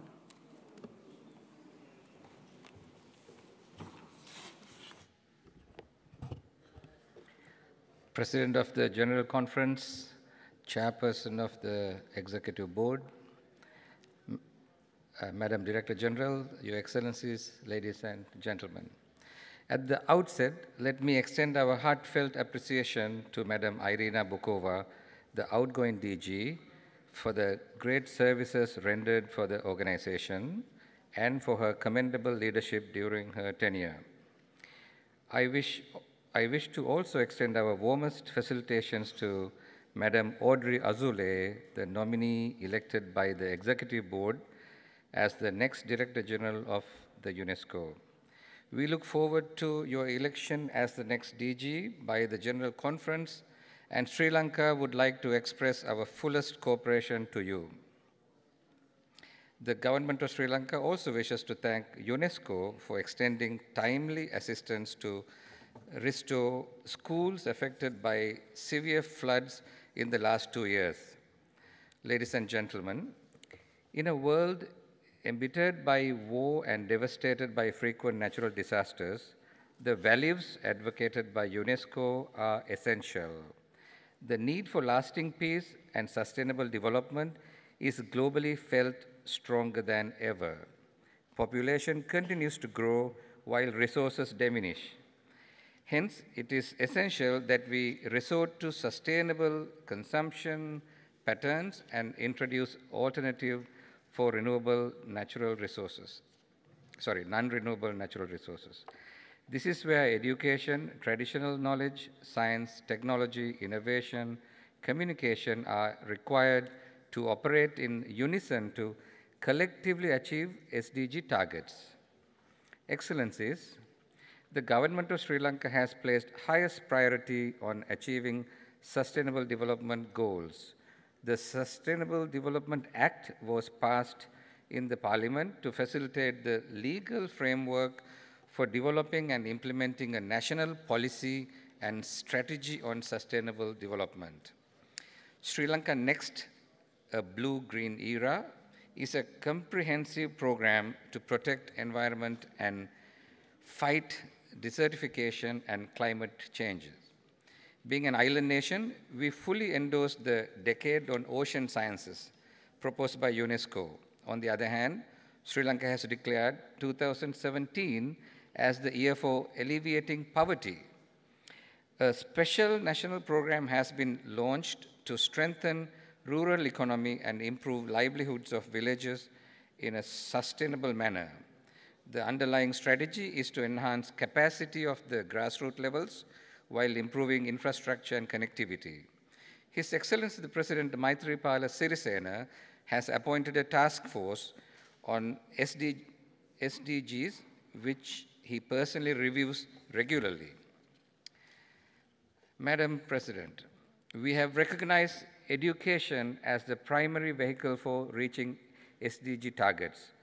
Provision of universal free education for 13 years has been strengthened by gradually introducing educational reforms and creating conducive environment for teaching and learning. Recognizing the importance of maintenance of quality of education, the government has decided to invest heavily on training and continuous professional development of teachers and educational personnel. UNESCO Category 2 Center, established in Sri Lanka, serves as a focal institute in this endeavor.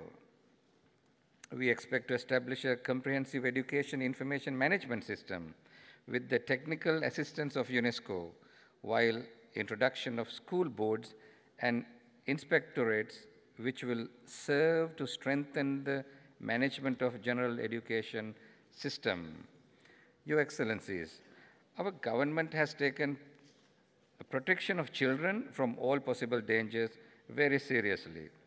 We introduced an insurance scheme to cover all school-going children of Sri Lanka, irrespective of whether they are in the government, private, or international schools.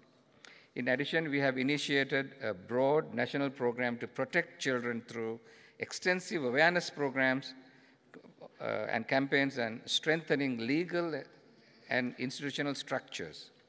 Your Excellencies, being a country rich in tangible and intangible heritage, we have placed high significance on protection and promotion of our heritage. Special emphasis is given to protect and support practitioners of various intangible cultural heritage elements and motivating younger generations to continue the traditions. I'm proud to inform you that the Right to Information Act is in operation. It has many salient features to ensure accountability and transparency of the government machinery. We were happy to accept UNESCO's proposal to organize the main commemoration of 2017 International Day to End Impunity Against Journalists and regional seminar in Colombo, Sri Lanka. Further, the government is taking commendable efforts to restore law and order within the country, envisioning a peaceful and harmonious society while strengthening democracy.